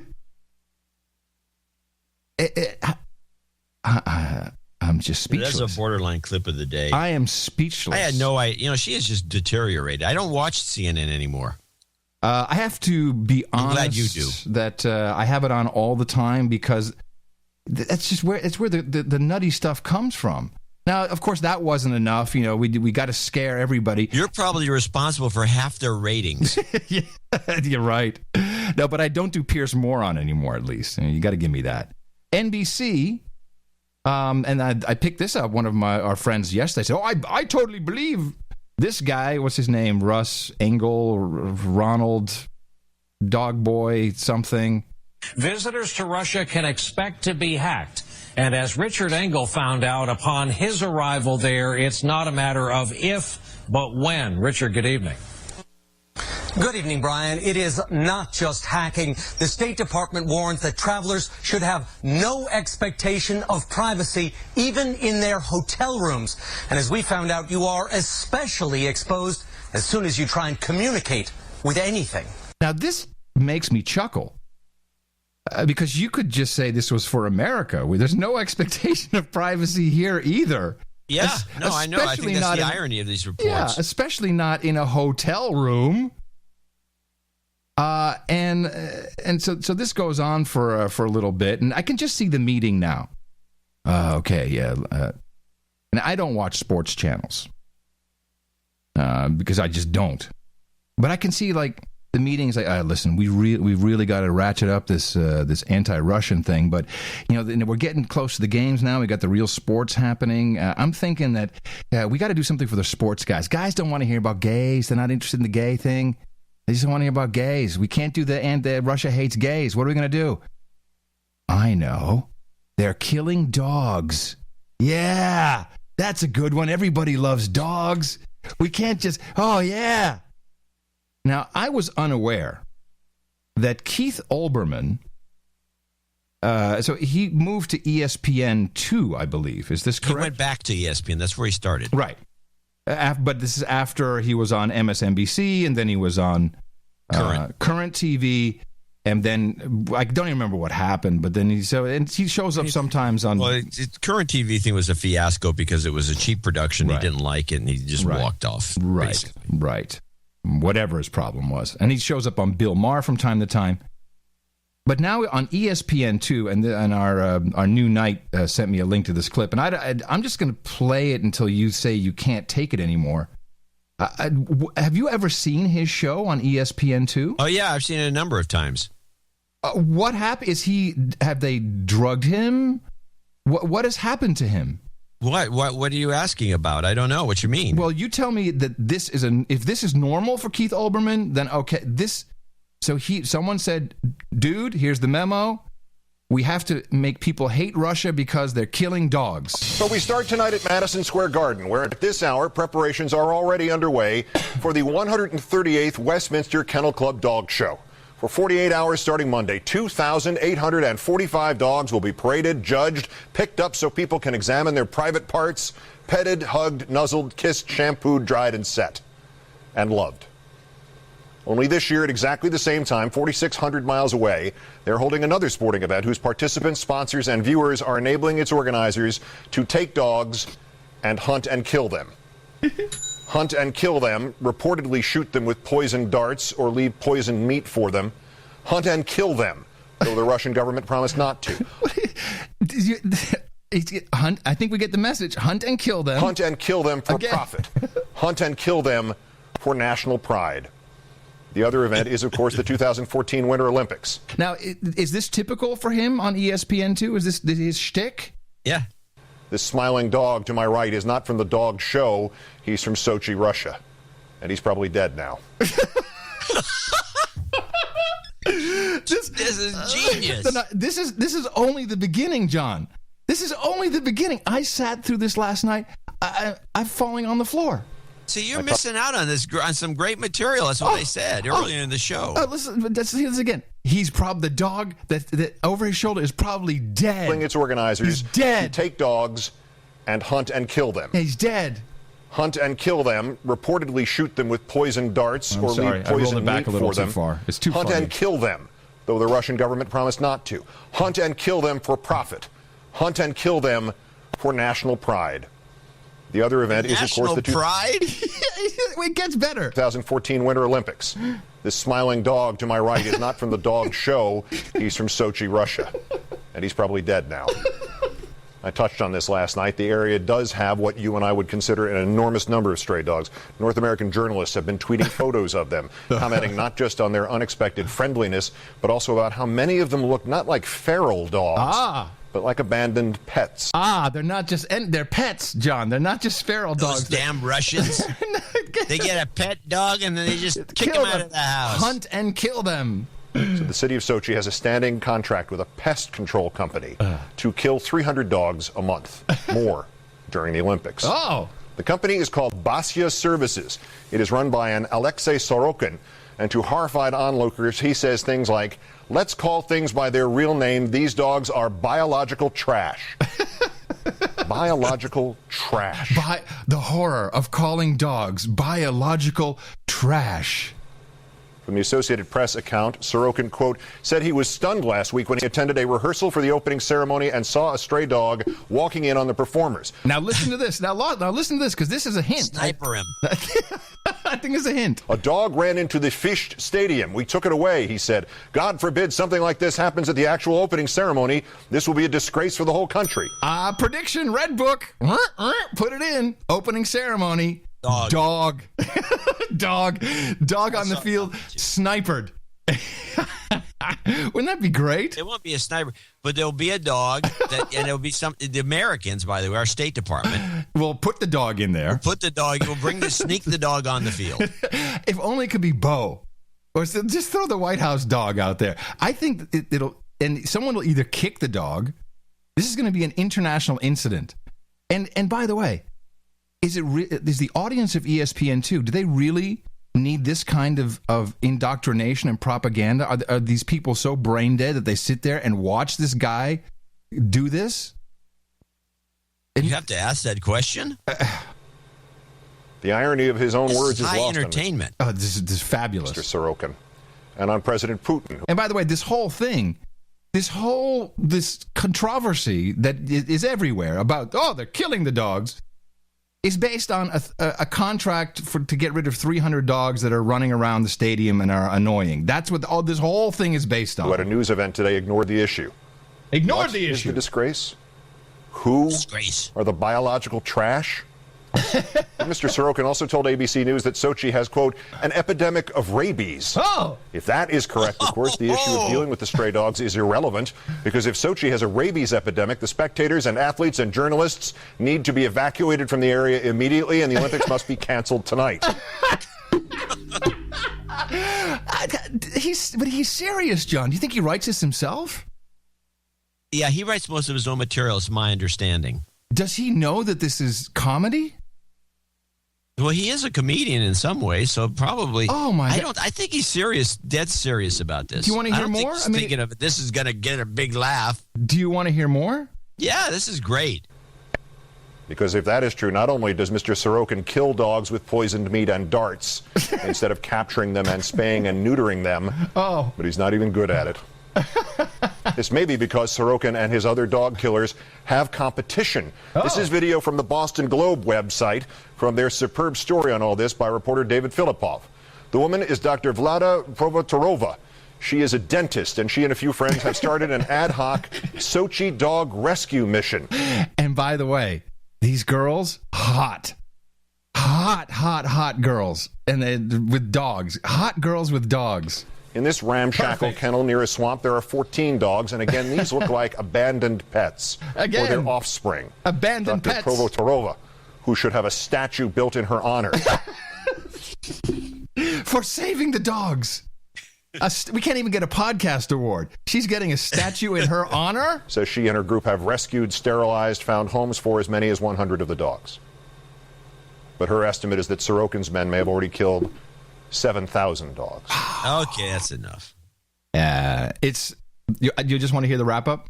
The last 30 seconds? You wanted me to stop it. And remember this. In the next 2 weeks of Olympic hype, some Americans will spend their time and their money supporting an event that enabled this carnage. But other Americans will refuse to do so. And perhaps a few Americans will calculate what they might have spent on the products advertised during the telecast of these Olympics stained with the blood of thousands of dogs, and give some of that money. All right. I don't want to hear the punchline. Right. It's getting ridiculous. But you said something very interesting. This, by the way, this to me is like, how do you get this? Well, of course, he's got his own staff. I mean, he does what he wants on that show. But it's like, I got an idea. They're trying to scare people off the Sochi thing with this and that. Dog killers. Yeah, but that's the meeting I just had. But we can't do gays because the guys who watch sports are sick and they don't want to talk about gays all the time. No, but they'll talk about dogs because many of them have hunting dogs. They got dogs. Of course, it's horrible. Dog is man's best friend. It's like killing a person. Now, you said something very interesting, and we have it in the book now that we're expecting a stray dog to run out during the opening ceremony, which, of course, if that happens, will be placed by the State Department.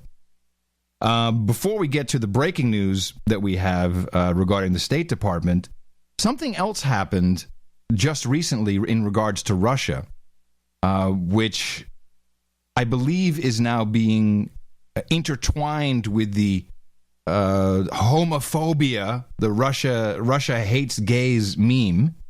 And this is the so-called funding for NGO law. Let me just see what the exact name of it is. Have you followed this at all? A little bit, but no. So there's a new law in Russia that a non-governmental organization, if they receive money from as a nonprofit, they have to register as a foreign agent. Yeah, which is not all that abnormal. The problem is this is the Human Rights Watch. These guys are all over this. By the way, run and financed by the State Department. It's a State Department front. Yeah. So here they are in the European Parliament, literally combining these two. It's a little hard to understand because everyone's got a frickin' accent. But we are very concerned about the certain restrictive new laws, including the so-called foreign agent law, and the recent raids and fiscal controls performed abruptly by Russian officials on the office of several domestic and foreign NGOs and institutions. We will also discuss the rights of LGBTI people in the context of this new legislation passed by the Duma that forbids, I quote, the propaganda of non-traditional sexual relations amongst minors. So here's what's being said and being discussed. They're saying, just to ratchet it up one more notch, that besides hating gays, the Russians are cracking down on nonprofit, non-governmental organizations who are receiving cash to help the gays. So they're making it worse. They're taking the gay money. This is now, this is obscene what is happening. This is, and it's, above all, it's not true. And you've got people freaking out and just making stuff up to an incredible degree about how, and of course, everyone should be careful of America's non-governmental organizations. Those are exactly the organizations that start riots. Yeah, no, we're this is what we do. We've got a clue about this. Yeah, this is our system. We're good at it. Yeah, we're very good at it. This is our system. This is how we roll. And Russia's smart. They're like, no, we don't want that. We want to make sure we know what these people are doing. And now you get there's so many. Which is, by the way, what we generally try to do in our country. Yeah, if it's a Russian front, we'd like to know. Yeah. Anyway, go on. So there's all of these different organizations. Excuse me. So principle6.org is something you might want to look at. Principle6.org. And this is obvious, and they don't even tell you who's financing them, other than again, American Apparel is one of their partners. Who's this is buying order P6 gear, get your T-shirt, and say I hate Russia. I hate Russia. That's essentially what it is, and then they'll they'll send money to the LGBT community to help them with whatever horrible thing is going on in Russia. The New York Times points directly in one of their articles on the lead, I guess, I don't know if it's a blog or what that is, Christine Hauser points to a YouTube video made by Human Rights Watch, which is well done, but there's no context. There's no journalistic reporting here. There's no names of so-called victims. The video basically shows like 6 different cases of people who are, the voiceover says this guy is gay and they kicked him in the head. The guy, see, that's never even happened in San Francisco. Yeah, or we just had people here in Austin on 6th Street kicked while they were on the ground. Big scandal about it. Gay or not, which I don't think they were, but this happens everywhere. But the way it's put together, and this is the New York Times. With just days left until the start on Friday of the Sochi Winter Olympics, Human Rights Watch released a video on Tuesday, completely edited, could be from 20 years of material, no names, nothing journalistic whatsoever. Human Rights Watch released a video on Tuesday that highlights the disturbing violence and discrimination that gay, lesbian, transgender, and bisexual people face in Russia. That is propaganda. It's not journalism, whatever it is. It's just not journalism. They're just saying things. And I understand, we're pissed that we didn't get the Olympic Games and that Snowden's in Russia, but gee, people, make it a little less obvious. And then something came out just before we started the show, and this is also in relation to Russia, regarding Ukraine. You want to set this clip up? Yeah, it turns out, now we have to think about where this clip came from. Yeah, this clip showed up mysteriously on the internet, and there's layers and layers of irony about this clip. Yeah. And I believe, and you could put in the red book or not, it doesn't make any difference because it's so obvious, this will be a scandal later this week. Right now, many people here will be hearing it for the first time, and you'll probably hear it again later. They're going to try to suppress it, of course. I agree. Well, you're going to hear it uncensored here to start with, which is good. Right. And let's just lay it out. We have This is Victoria Nuland on the phone with the ambassador, American ambassador to the Ukraine, just chit-chatting. I was going to say, let's get a little background on the Ukrainian situation. The Ukrainian situation is completely, it's out of control. It's they're trying to overthrow the government, and it's just a little even more background. We have I don't know how to put this because there's one of our economic hitmen. We do have a few, but one of them, who's a friend of mine, has been dating this woman who is, that there's this, I can't remember the name of this. Wow, hold on a second. Hold on. Back up just a little bit. So a friend of yours is dating a woman, and he's an economic hitman, or he's an economic hitman, and she's a spy for the State Department. Okay. Would you? All right. As long as she we're hates clear. our show, by the way, and she hates us. Hate? Yeah. Wait a minute. I would say that's probably right. Have you met her? No. Oh, okay. But I'll never meet her. She won't meet us. Wow. And it turns out she is because we unmasked the CIA as for what they really are. That's why she hates us. No, she's not. She's in the State Department. The State Department's got that little agency. Oh, okay. This is from all our Hillary bashing. I get it. Yeah, intelligence.gov has got the list of all these little mini agencies. Okay, I get it. And she's the one, and let me get the name of them. I had it here. I sent myself a note, and I can't find the note. Did you email that to yourself? How do you do that? I did. I mailed it to myself. So we'll go to go to intelligence.gov, and then when you go to member agencies under mission, you have all the agencies, and this is all these agencies are in a club. This is a club, literally, a collaborative club of all the top intelligence agencies. There's the Central Intelligence Agency, the Department of Energy Office of Intelligence. They have an intelligence agency. Cool. Department of Homeland Security has an intelligence agency. The Department of State, this is her, I think. I don't know this for a fact. I just put two and two together. There's a lot going on here. Yeah. Department of State is called Intelligence and Research. It's a spy agency that the State Department runs on its own. I believe this woman works for him. She's in the Ukraine. Okay. Nuland's in the Ukraine. They're all over They're all in the Ukraine, right. Now, the Department of State's Intelligence and Research Operation is interesting because they are actually a slightly meta intelligence group because they overlook they do a little oversight on all the other intelligence agencies to make sure that they're supporting each other, the State Department's theories about the world. Right, exactly. And they have the official ones and then the unofficial, which is Human Rights Watch and Amnesty and all these fantastic organizations which literally get funding from the State Department. And then there's the non-governmental organizations on the ground who, just like what Russia is now forbidding, start stuff and start a ruckus.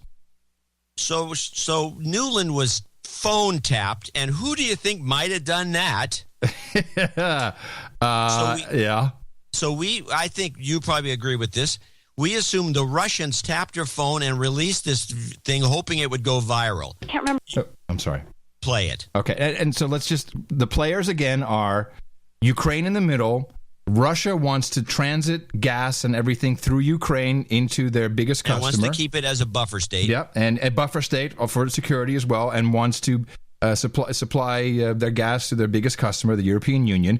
The European Union really wanted to get Ukraine in, to fix the prices of the gas, and of course have another country move into the euro. And the United States, I think I have a report which kind of shows what our true mission is, but here's Victoria Nuland, and clearly we're a player separate from Ukraine and the EU. I can't remember if I told you this or if I only told Washington this, that when I talked to Jeff Feltman this morning, he had a new name for the UN guy, Robert Seri. Did I write you that this morning? Yeah, I saw that. He's now gotten both Seri and Ban Ki-moon to agree that Seri could come in Monday or Tuesday. Okay. So that would be great, I think, to help glue this thing and have the UN help glue it. And, fuck the EU. No, exactly. And I think we've got to do something to make it stick together, because you can be pretty sure that if it does start to gain altitude, the Russians will be working behind the scenes to try to torpedo it. Yes. First of There's all, also in somewhere in the clip, the original clip, she goes on to say that she wants to make sure Klitschko, who is the head, essentially the titular head of the opposition, not to be part of this at all. Exactly. We want to put in one of our guys. So we're already planning to put in an American stooge in this Ukrainian situation, and this isn't. So the Russians obviously are doing what they do. what we do. They tap the phone, but instead of what we do, which is keep the stuff in a big pile over there in Utah somewhere, they released it. They put it on the internet. Now, I think I know what some of this is about. There's something that happened in Ukraine, which I was unaware of. And here's a report from, I think this is, well, it's an English report. One of our Ukrainian listeners sent this to me, and I was surprised by this knowledge. An operating agreement on shale gas production between Ukraine and the U.S. oil and gas company Chevron may be signed in March. Therefore, Chevron will be able to actually start development of the Alaska field in western Ukraine. Apparently, there's some big shale gas in Ukraine that has been recently discovered. Oh, and Chevron gets the contract. They need to start in March. So what do? You call your resource extraction organization known as the State Department, who then, do whatever necessary until ultimately sending in the jackals. On behalf of Chevron. Yes. Acting Energy and Coal Industry Minister Eduard Stavitsky said this on Tuesday. Chevron representatives are in Ukraine and coordinate their actions with the ministry, Stavitsky noted. Besides, according to the acting minister, an investment program of the Shell company for 2014 was approved last week. So we have Chevron, we have Shell. I think we're going to keep with Chevron because fuck the EU. Fuck the EU. And they can take Shell out of there. Yeah. Chevron is what it's all about. We're working for one country, not two. Chevron. Yeah. Yeah. Well, this is all fun. But really it's all about human rights, and we just want, if we have democratic countries with democratic leaders, the world is a better place. It's not at all about, I don't know, oil and gas. It's so transparent. I'm blown away. Staying with the State Department. Are you familiar with the parody video that's a big scandal? No. I'm actually going to go with. I'm going to mention something else about our economic hitman's girlfriend. After I bring this out, there's a parody video floating around Israel, I believe. And it's a news report. I only have the absolute beginning of it. Oh, I have heard about. I think I saw. I haven't seen it. I don't know what it's about. So hold on. Mr. DC Borat, open up the door, Jebediah, now. You sure you want to talk about the State Department? State Department. So they have. Where's this video on this list? I got State Department and the video. Would that be it? I think that's her. I think that's Pataki or whatever. What's her name? Jen Psaki. Psaki talking about it. Speaking of America slamming, robbing the prison. State Department on peace talks. No, it's horrid Kerry parody. Now, this is just the beginning of the thing, because there's no reason to watch or listen to the whole thing. It's mostly visual anyway. And I'll set it up. It's a fake news report, and John Kerry is floating around the Middle East, and there's a guy who's like a short version of John Kerry. Looks a little like him. He's got a phony wig on, and he's in a big giant Escalade with a bunch of Who is this? Is this Israeli produced? Is this? It's sketchy. But we think it's Palestinian produced or maybe Israeli produced. Right. One of the two. They don't like Kerry either side. Good. Both sides in this debate about they're trying to do peace talks and whatever. Oh, nobody likes Kerry. Nobody likes Kerry. So they're doing this thing. So the guy looks a little like Kerry, but he sounds like a Turkish rug salesman. So you won't get any Kerry imitation here. All right. But this is just the very beginning of it, and this began the controversy. John Kerry landed this morning in Israel as part of his ongoing efforts to broker an agreement between Israel and the Palestinians.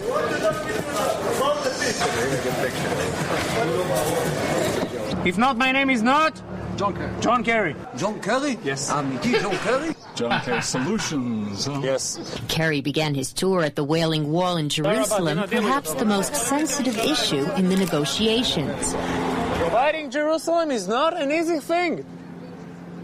We must realize that it's holy to all religions: Jews, Christians, Muslims, Buddhists, Klingons, and hobbits. But what I'm saying is, hobbits. Why fight over an old wall? I'll build you a brand new wall. Anyway, it goes on like that. Yeah. Okay. So it's a bit parody. All right, understandable. Now here's what got. Wait, here's this is what an got to me was international. This is an international incident. This video.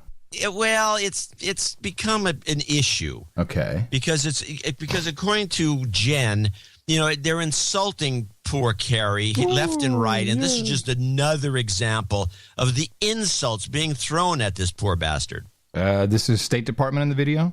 So this would be the State Department and the video, the Q&A that went on about this video. And it turns out there's a little factoid in here which I want to discuss after. Did the Secretary watch the Israeli Settlers Council's video ridiculing his Middle East peace efforts? I don't believe he's watched the video. We're certainly aware of the video. Have you watched it? I have not personally watched it, no. Any reaction to it?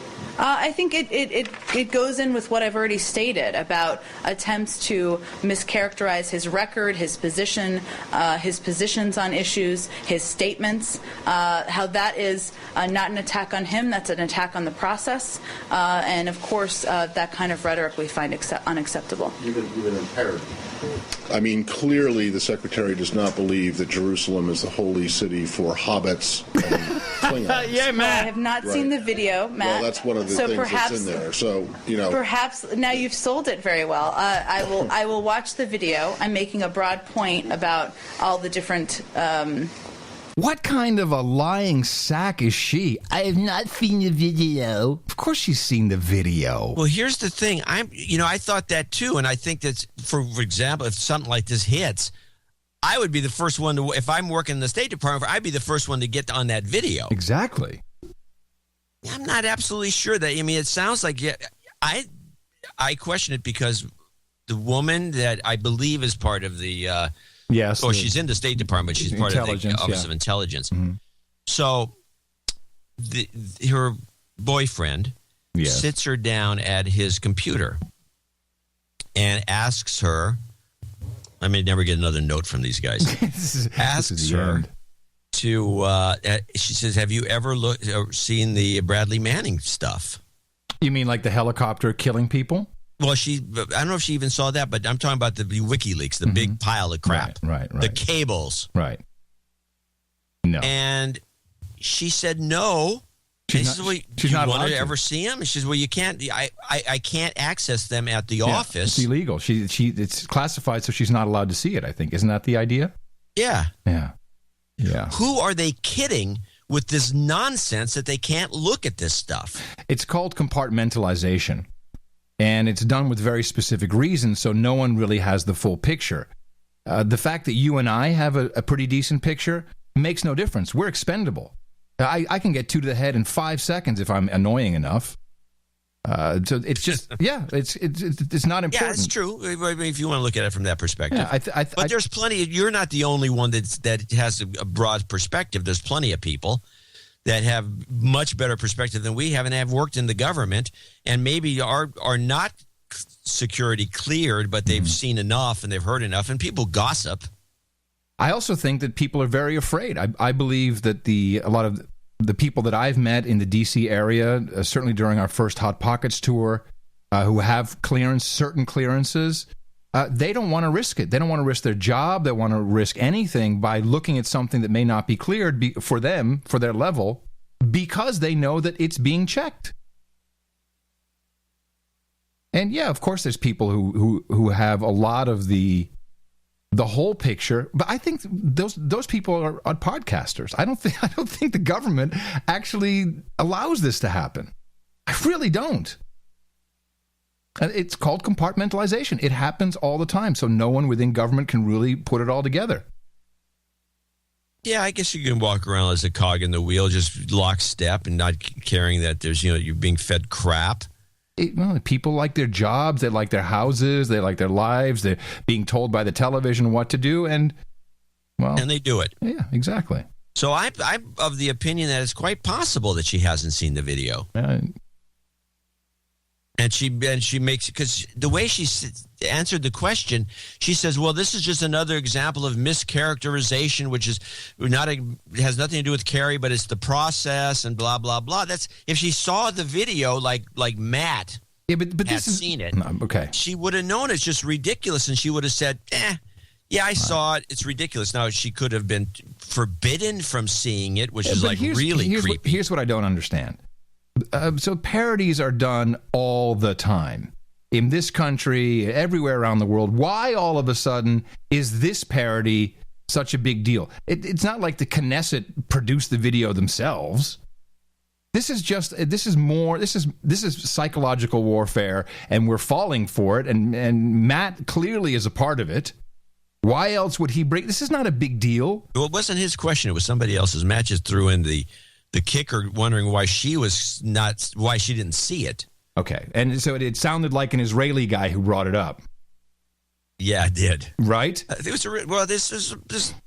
don't like Kerry, and they're trying to stir up trouble. Yeah, exactly. And the Israelis can stir up as much trouble as the Russians.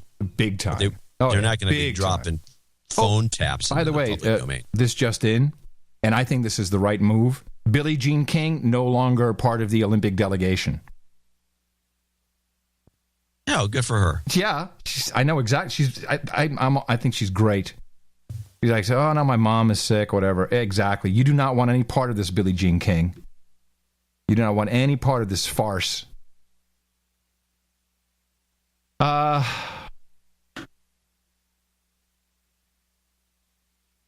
Yeah, this Russia, this is getting ridiculous as far as I'm concerned. This Russian crap and the American crap they're throwing all this junk at the Russians to screw up the Olympics is one thing.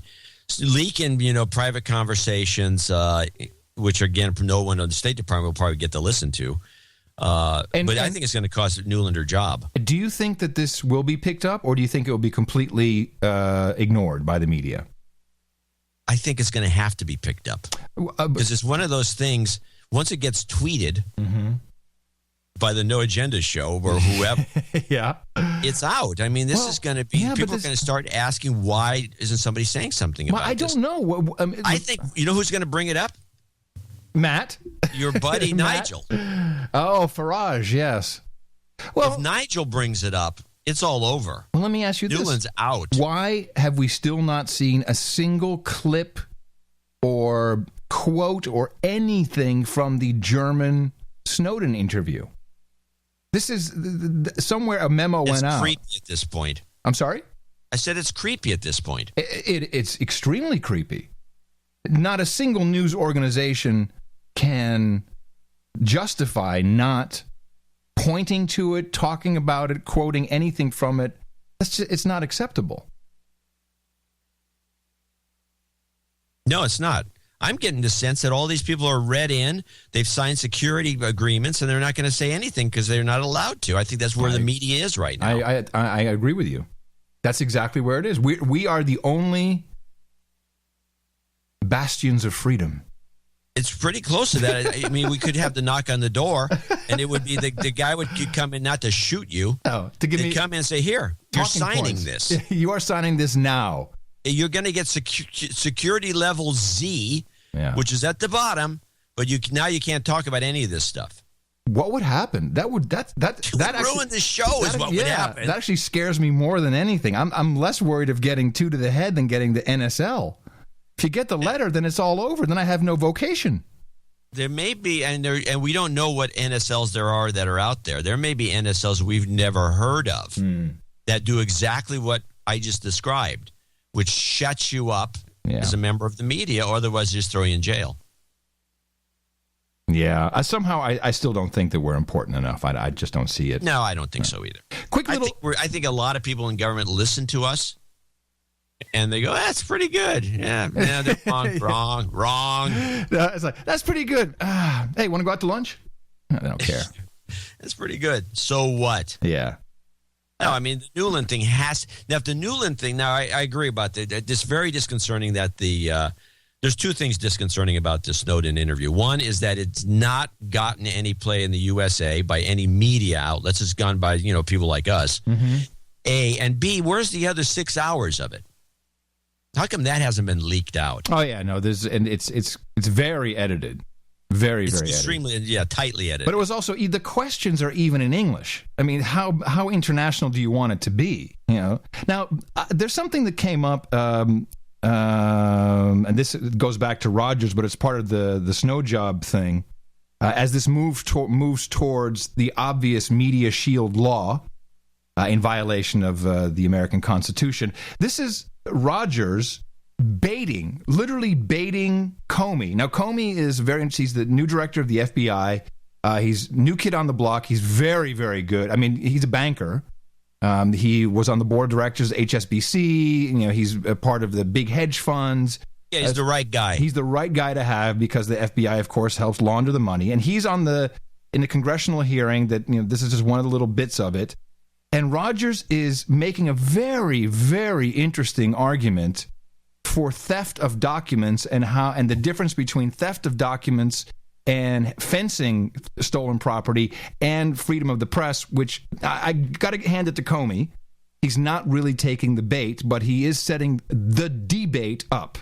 There have been discussions about selling of access to this material to both newspaper outlets and other places.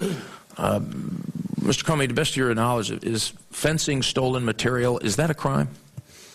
Yes, it is. And would be selling the access of classified material that is stolen from the United States government, would that be a crime? It would be. It's an issue that can be complicated if it involves a news gathering, a news promulgation function, but in general, fencing or selling stolen property is a crime. So if I'm a newspaper reporter for fill in the blank, and I sell stolen material, is that legal because I'm a newspaper reporter? Right. If you're a newspaper reporter and you're hawking stolen jewelry, it's still a crime. And if I'm hawking stolen classified material that I'm not legally in possession of for personal gain and profit, is that not a crime? I think that's a harder question because it involves a news gathering function, could have First Amendment implications. That's something that probably you think? Be better answered by the Department of Justice. So entering into a commercial enterprise to sell stolen material is... To back it up a little bit. Were you kibitzing and you said you think, or was that Rogers? No, I'm sorry. I said that. That was me. I thought it was Rogers. I'm working on my Rogers impersonation. Okay, well, you confused me. Sorry about that. But he might as well have said it. Amendment implications, that's something that probably be better answered by the Department of Justice. So entering into a commercial enterprise to sell stolen material is acceptable to a legitimate news organization? I'm not sure I'm able to answer that question in the abstract. Something we ought to think about, is it not? By the way, that's a keeper. I'm not sure I'm able to answer that question in the abstract. Yeah, that's a pro. That is a lawyer, banker dude right there. That is a pro. This reminds me of John Dean during the Nixon impeachment, and I always tell people this. I used to, when I was at the Air Pollution District, I had to give a lot of testimony, and we learned a lot of these tricks. This is a good one. And that's a good one. Never heard that one before. But my favorite one, which is what John Dean used to just do constantly, is that he'd preface every answer with, I'm not sure I fully understand the question, but. Right. But this is and then you're off the hook. I don't think I can answer that question in the abstract. I mean, it's just beautiful. It's beautiful. Thank you. I'm keeping this for the rest of my life. I'm not sure I'm able to answer that question in the abstract. Beautiful. Something we ought to think about, is it not? Oh, yeah. Certainly. And so if there are accomplices in purveying stolen information, shouldn't we be concerned about that? We should be concerned about all the facts surrounding the theft of classified information and its promulgation. Now, Rogers is about to say something very interesting. All these guys went to the big security conference in, I think it's Munich. It's every other year, and everybody goes. All the intelligence, all the spooks are in Germany. And interesting, over the Munich conference, where we had individuals tell us that, in fact, there are individuals who are saying to be in possession of this information who are eager to sell this information to other news organizations. Poitras, Applebaum. Would that be a legitimate exercise on behalf of a reporter? That's a question now you're getting from the general to the particular. I don't want to talk about the case in particular because it's an active investigation of ours. Aha! It's an active investigation for accomplices brokering in stolen information? We are looking at the totality of the circumstances around the theft and promulgation. That's very interesting. That's very interesting. It's a coming. So this is going to define when you are a journalist, who is a journalist, and when you are hawking stolen information. The setup is beautiful. Yeah, well, they're out to get Glenn Greenwald for sure. I don't know if they're out to get him. I'm not so sure. They need him. I think Greenwald is going to get the license. Greenwald will be licensed, but they're gonna have to screw someone. I hope it's Applebaum. Oh God, I hope they take him. I'm not sure that. I think they're no. You really think that they're gonna nail Greenwald? I think they want to. Because if you listen to enough of these hearings, they're always bitching about this. Well, they're talking whole about thing. And Greenwald's the one that was listed in Stratfor as a guy you got to get. Okay. Remember that? Yeah. It doesn't really matter. There's still the assault is still on to determine who is allowed to report and who is not allowed to report. That's essentially where it's going to go. Yeah, well, that's the long term. That's the long game. But let's make a few examples out of some guys while we're at it. Yeah, how about you want to steal this stuff? Fine. How about those podcasters? Podcast. We don't know anything. All we do is analyze. I saw that there's a new podcast network called Radiotopia, and they are being financed by the Knight Foundation, starting off with $200,000. This is, how come they don't sponsor us? For good reason. Yeah. PRX, the online marketplace for public media. This is all just, they're sponsoring people that will do their bidding. Yeah, exactly. And the new entrant, the new hire at First Look Media, Pierre Omadar, Drive My Car, and Graham Greenwald. The new guy? Any idea? The new guy? You're going to love it. No, who? Andy Carvin. Oh, wow. You could have put that in the Red Book. We should have predicted that. We should have done that. Apparently, he took the buyout from NPR. I didn't even know that. They had to cut staff, and so they offered him a buyout, and he took it. So he took the buyout, and he took the new job at the Baby You Can Drive My Car's place. Wow. Yeah. Well, that's a catch. Yeah. No, it's gonna be very interesting. It's almost like a honeypot for douchebags.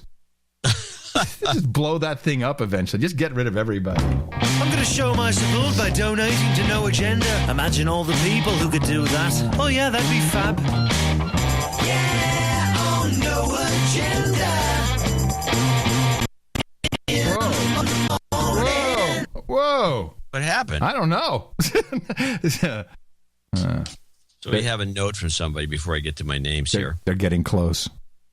Just wanted to pass along an observation about native advertising. This anonymous producer says, the two of you seem to be so against it, as I am, but I find it interesting how you two manage to insert into every show, or so it seems, I think it was mentioned once in 7 years, comments promoting the Amazon Kindle. Yeah. This was really bad a few episodes ago when John went on and on about how great it is to read books on the new Kindle Paperwhite. So, just what is Amazon going to exchange for all this? Free shipping on your mac and cheese? I have free shipping anyway. I'm a member of Amazon Prime.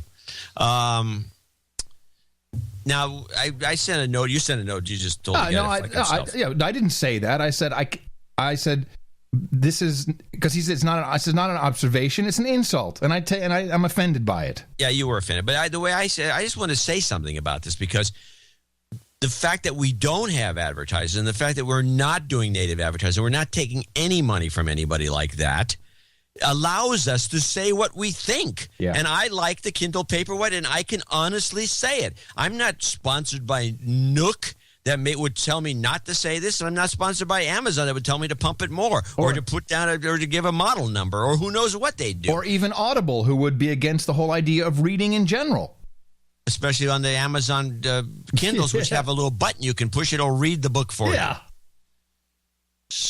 So anyway, the freedom of being able to say what I want about all these products, and I don't do it that often, but once in a while I do like a product, and this one is one of them, is the reason that this model works so well. And I want to remind people of that. And it's really shameful that somebody would think the opposite.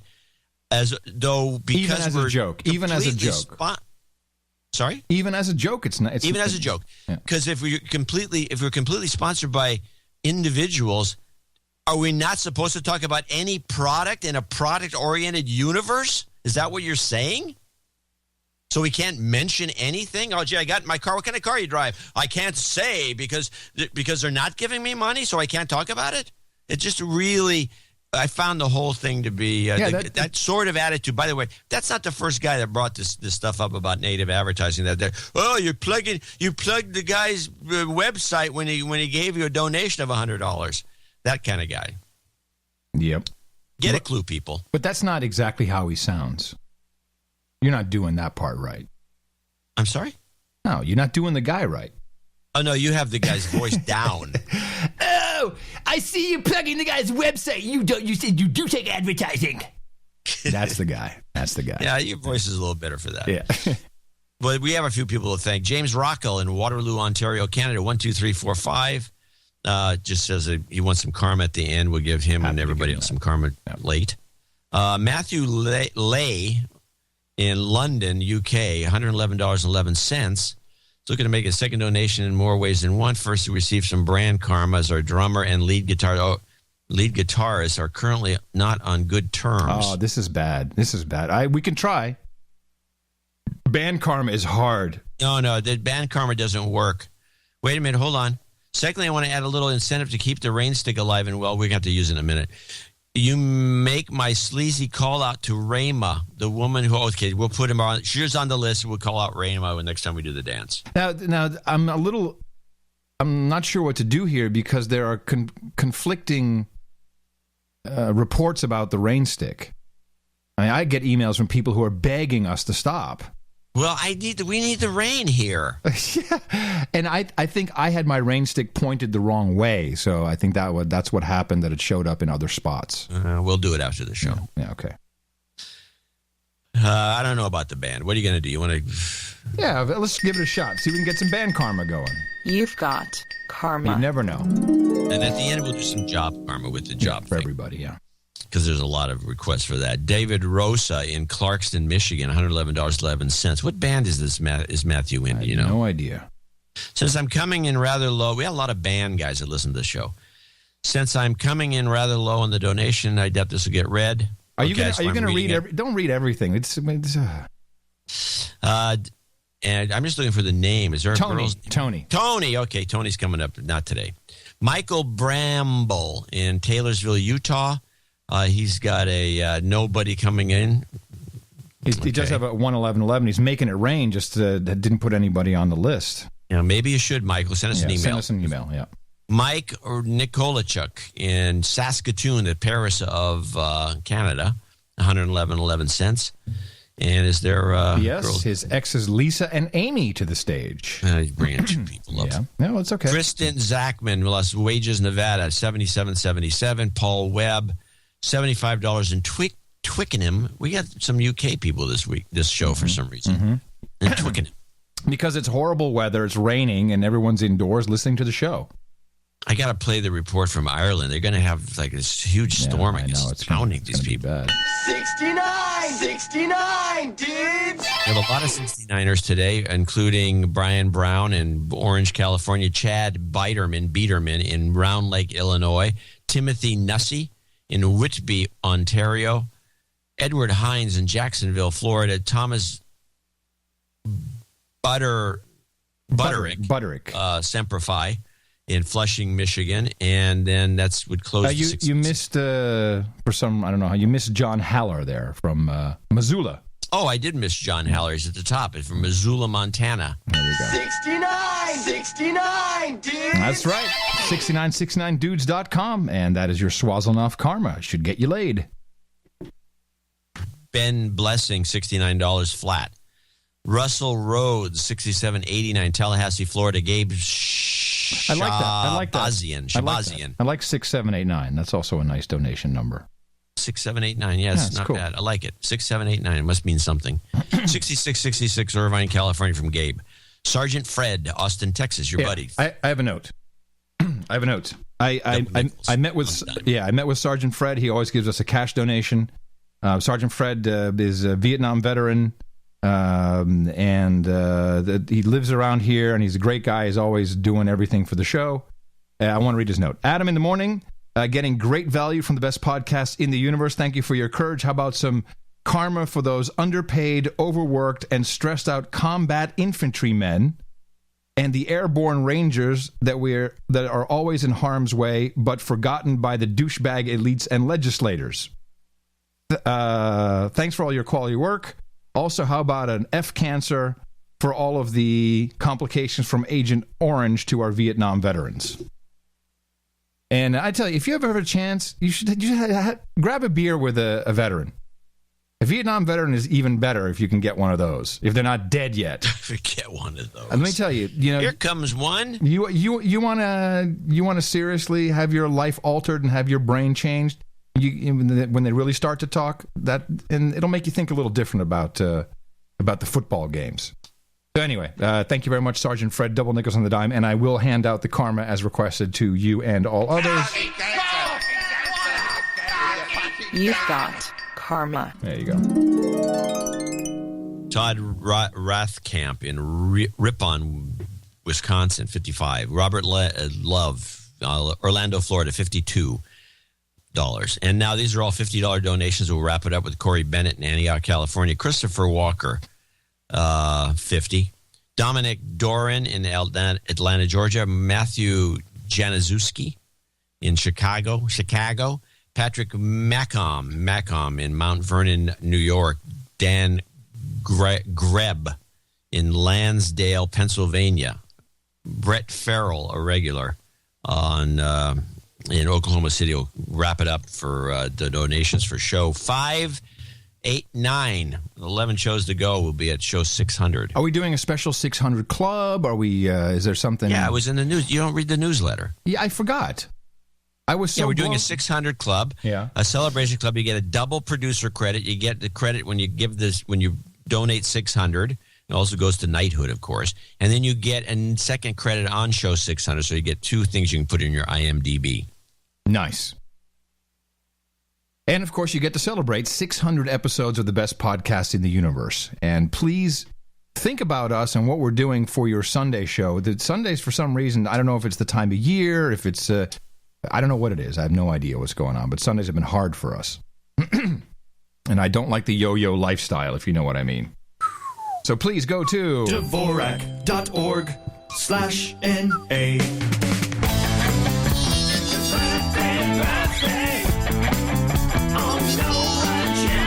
Joseph Gaze celebrates on the 8th, 2 days from now, and we say happy birthday to him. Eric Brown says happy birthday to his twins, Naomi and Noah. They turn 6 tomorrow, and Russell Rhodes says happy birthday to his son, Vikram. Turns 4 on February 8th. Hope you're recording this. Happy birthday from your buddies here at the best podcast in the universe.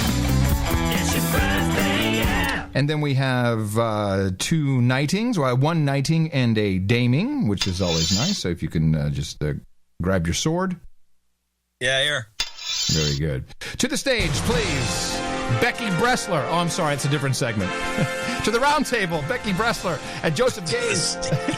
Both of you have supported the No Agenda show in the amount of $1,000 or more, and therefore we are very proud to welcome you to the round table of the Knights and the Dames, and hereby pronounce these, Sir Joseph Gaze and Dame Becky Bressler. Knight and Dame of the No Agenda round table for you. We've got hookers and blow, rent boys and Chardonnay, 3 geishas, a bucket of fried chicken, Cuban cigars, a single malt scotch, cannabis and Cabernet, vodka and vanilla, bong hits and bourbon, or maybe just some mutton and mead, and go to noagendanation.com/rings.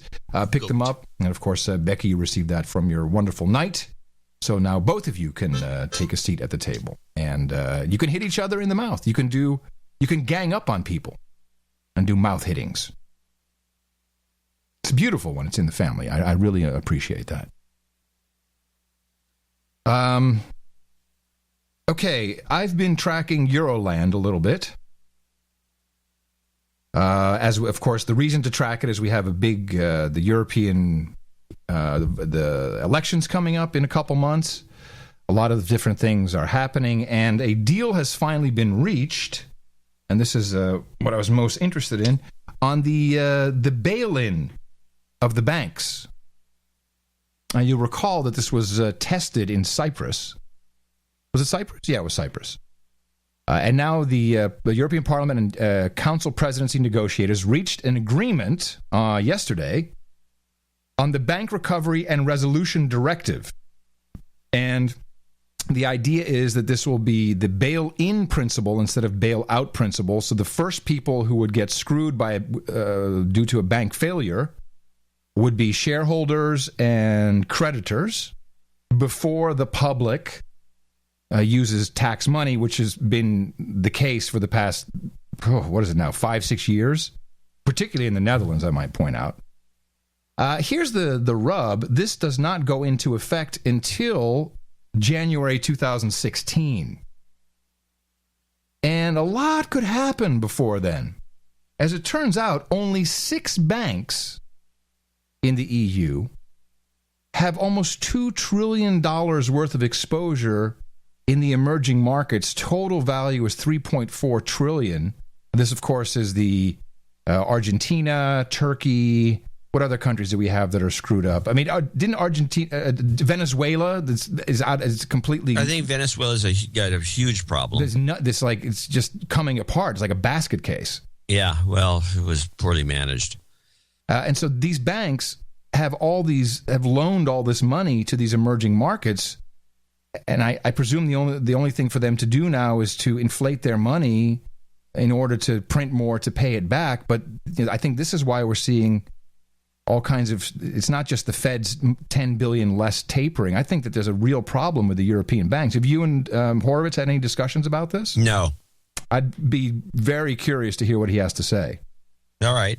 And I think that this bail-in directive is a great idea, but it's just kind of covering up because it won't go into effect until 2016.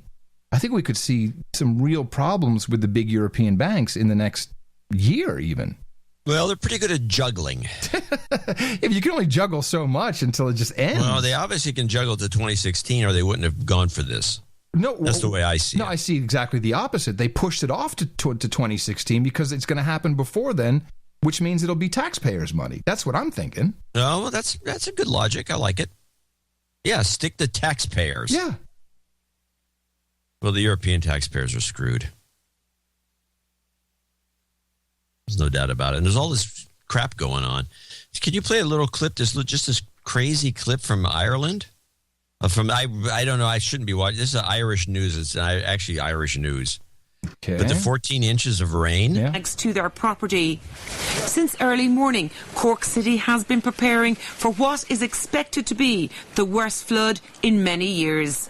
There is a lot of apprehension. We've all come in with welly boots now this morning, preparation for this evening, because yesterday morning was absolutely horrific and the water was very, very high. I don't think any of us experienced the height of the water. And the memory of yesterday's floods were still vivid. Rose Cronin is just one trader that got hit, and she only opened her business before Christmas. We're expecting water to come into about 12 or 14 inches tonight. That's what the expectation is. So I've got to clear all my stock now, every shelf. Yeah, this is not so good. 14 inches? Yeah, that is a lot of rain. That's like a lot of rain. South American style, rainforest stuff. Yeah, well, there's all kinds of stuff happening in UK. There's train tracks washing out, and Cornwall's being washed away. Hold on a second. It's a mess.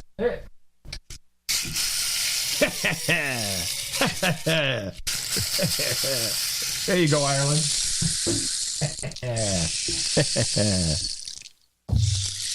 From the Hillary... no one's... By the way, I don't believe anyone's ever used the effects of a rain stick on a podcast or a broadcast. So it's just not localized. In other words, we're not just... The noise is not just a local noise, this magical noise. It's actually showing up everywhere. It may be a dangerous thing to do. We should probably stop. We should consult the manual, perhaps. Well, I didn't get a manual with mine.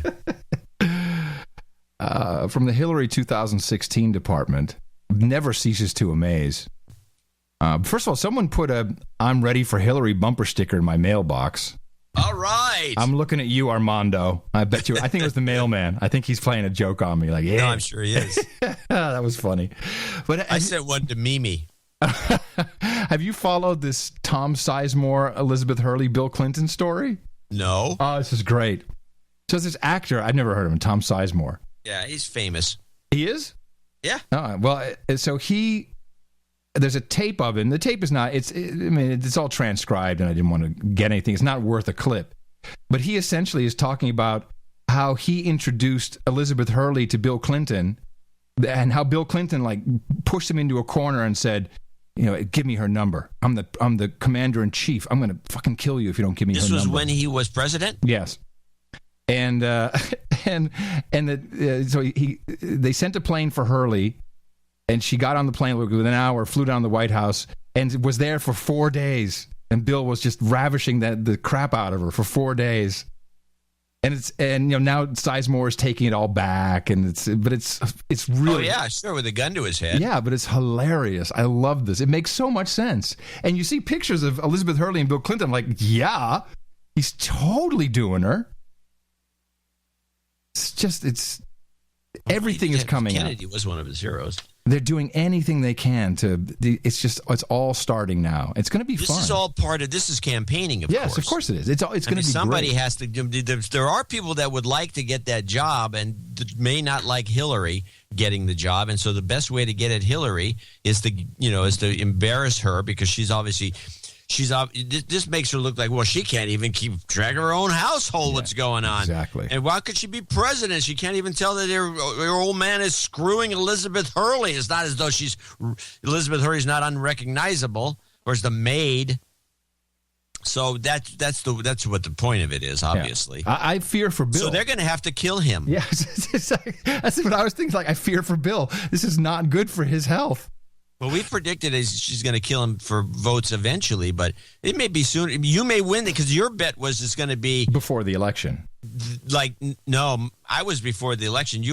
I thought you were like this year. It was like in the next 6 months. Yeah, but you might want to pull the Red Book predictions, because now I'm uncertain what the timing was. I'll dig it up. But whatever the case, I will. It's in the other. I know where I can find that one. But I can. It's just, yeah. Bill is in trouble. He needs to lay very low for a while. Elizabeth Hurley? That tramp? She is. Let's be honest. I think she's always been looking for the guy that would take care of her. The way this is my own. I have no idea. I don't know. It's my perception, and it's bad of me to think this, but I've always felt that she would go for any guy that would take care of her, so she could do a role here and then. Isn't she married to that Indian guy? Didn't she settle for an Indian guy at the end? I don't know. It's a good question. Probably some rich guy. First, it was Let's Hugh. look her up on the Book of Knowledge. Oh, please. No, I think she got married to some Indian guy. You're gonna find out. Can't be suppositioning. Elizabeth Hurley. Tom Sizemore blames Hurley. Okay, I got that part. Yeah. She's pretty. Hurley denies Bill. She's beautiful. She's very sexy. Yeah, she's a good-looking woman. But you got to Google the pictures of her and Bill, and she's like rubbing his back, and it's so obvious. Well, she was last seen with fashion designer Valentino at the 2007 Cannes Film Festival. Where does it say she's married? Yeah. Partner. She's got partners. And Hugh Grant to 2000, and he ran off with a black woman. Shane Warney, W-A-R-N-E. Didn't Hugh run off with a black man? I thought it was a transsexual that he was caught with. Wasn't it a transsexual? It was a black transsexual. It was a black person. Black hooker. No, it was a black hooker. Who cares about the color? All right, whatever. Yeah, there you go. Take notes, people. It's just a black guy, black chick. Let's see, personal life. She had a couple kids. Or one, at least. Steve Bing. She was just by some casual guy. The kids always get in the way of screwing the president. That's annoying. Oh, here it was. In late 2002, Hurley, here's just old news. Hurley started dating Indian textile heir Aaron Nayar, who ran a small software company since 98. She likes nerds. Hurley and Nayar married. You got me on this. Told you. They got married at Suddeley Castle in 2007, had a second traditional Hindu wedding. Indian celebrations, blah, blah, blah. Hurley, whose net worth is estimated at £13 million, raised a 200-acre. She really resided on a 200-acre or 400-acre organic farm in Bamsley, Gloucester. All right. I don't think I care that much anymore. I'm just trying to figure out if she's still married to this guy. I can't tell. All right, whatever. I heard a very interesting. She divorced him in 2011. Okay. Oh, okay. So she got some money, but the whole bill thing was much earlier. Yeah. I was listening to this thing I was stuck in traffic the other day. I was listening to NPR, and I think it was Fresh Air with Terry Gross, Fresh Air, and she had this author on a book about, I think it was like the all joy and no fun of having children. It's just this Hurley thing reminded me of that. And all studies point to the fact that children have changed, that parenthood has changed in the past, like 2 generations, where kids used to be an economic plus to the family. You have some kids and you put them to work. Yeah, make them do something. Yeah. But now it has turned around into, they've become this incredible burden, and we have to ensure their happiness and make sure they don't get scratched or cut or damaged. Helicopter parent. And that pretty much across the board, every study shows that kids make people unhappy. Like, yeah. We should get back to that. Put them to work. Yeah. I think you've done that very well. I love how you've put your kids to work all the time. They like to work. Yeah, well, I think kids in general like to work. It's just not, if you don't bring them up that way, then they don't know what it is. And that's the problem. They do stuff, and they, pound nails and do books and I can't do writing. Hold on. Pound nails. And what was the other one? Do books. Like the accounting? Yeah. Who was pounding nails? They're all computer literate, which is kind of interesting. Yeah, it's handy. Yeah. I've been following the Panama Canal. Now, you brought this up a few episodes ago, where work has stopped. And I've been looking into this. They want to broaden this canal, and this is a big problem. Everyone's ready for this canal to be widened so they can bring in the big ships. In fact, they're already constructing new ships based upon the Panama Canal widening. The new locks will accommodate ships carrying up to 12,000 containers. Currently, that's 5,000 is the limit. And we were looking at this, the financing. There's a dispute between the builder and the Panama Canal Authority and the Spanish builders and the financiers. And so there's it's going through the courts. That's what's happening. There is a dispute, but no one really can explain what it is. I guess it's not. Someone can explain it. I don't think the documents have been published yet. But here's what I was looking for. There is a competing canal being built through Nicaragua. That's the one the Chinese are financing. Well, Nicaragua was the original location for the Panama for the Nicaraguan canal. Yeah, and so a very funny story behind it. It was apparently easier to dig because the Panama area. If you see any of these documentaries about that canal, it was a nightmare, and apparently it still is, because of the conditions and the distance you had to go up and down, and I guess it was easier to do one, even though it was a lot longer to do one in Nicaragua. But what had stopped it was kind of a weird story. What stopped it was a stamp. There was a bunch of competing groups, and the U.S. Post Office produced a stamp celebrating this alternative route, and they had on the stamp an active volcano that was actually erupting. So the U.S. Congress said, nix that route. No, we're not going to do that. I don't like the mushroom cloud on your stamp. So anyway, that's one story. We have a lot of listeners. Well, not a lot. We have listeners in Panama. One of them has a hotel. Yeah, we're invited. Mm-hmm. Or you are. I don't remember my invite, but maybe. No, of course you're invited, please. I'd love to visit Panama. It's supposed to have been modernized. It's really supposed to be a happening spot now. Well, he sent me a few pictures. It's beautiful. It's like I never got the pictures. No, well, I think you were on the list. Then, let's see. Oh, yes. Google has struck a deal with the European Union to make, quote, significant changes in their search results to avoid a multi-billion euro fine. This is the result. This is, I find, fascinating for just a couple reasons. This ends a 3-year investigation, anti-competition investigation that Google gives higher rankings and preference to products they own in their search results. And to avoid this fine, Google has said, okay, we're going to settle. However, this is the rub, which is the second time I've said that today. The competing search engines are not allowed to review the changes Google will be making. So the European Competition Commissioner, Joaquin Almunia, struck a deal with Google, and they said, okay, we're going to change what we do, but we're not going to tell everybody what it is. We're not going to let the competition review it, which I think is... They're going to get away with that? Well, it looks like it. Could be bull crap. Yeah, it looks like it. Oh, these guys are idiots. You got Google by the balls. I think you got to squeeze, not just let them, okay, whatever. Well, you'll recall that Joachim is one of the guys who was being tapped by the NSA. You got to think maybe they got a little something on him. Hey, listen to this call.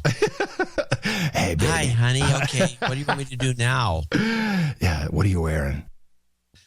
Oh, can you touch yourself? Yeah, that'd be great. Oh, Joachim, I'm so sorry. We need to wrap this up. You know, we have, well, I don't want to go into too many stories. I want to play this clip of the Central African Republic so we keep these people updated on all hell breaking loose in Central Africa. Douglas Herbert, International Affairs Editor, joins me on set.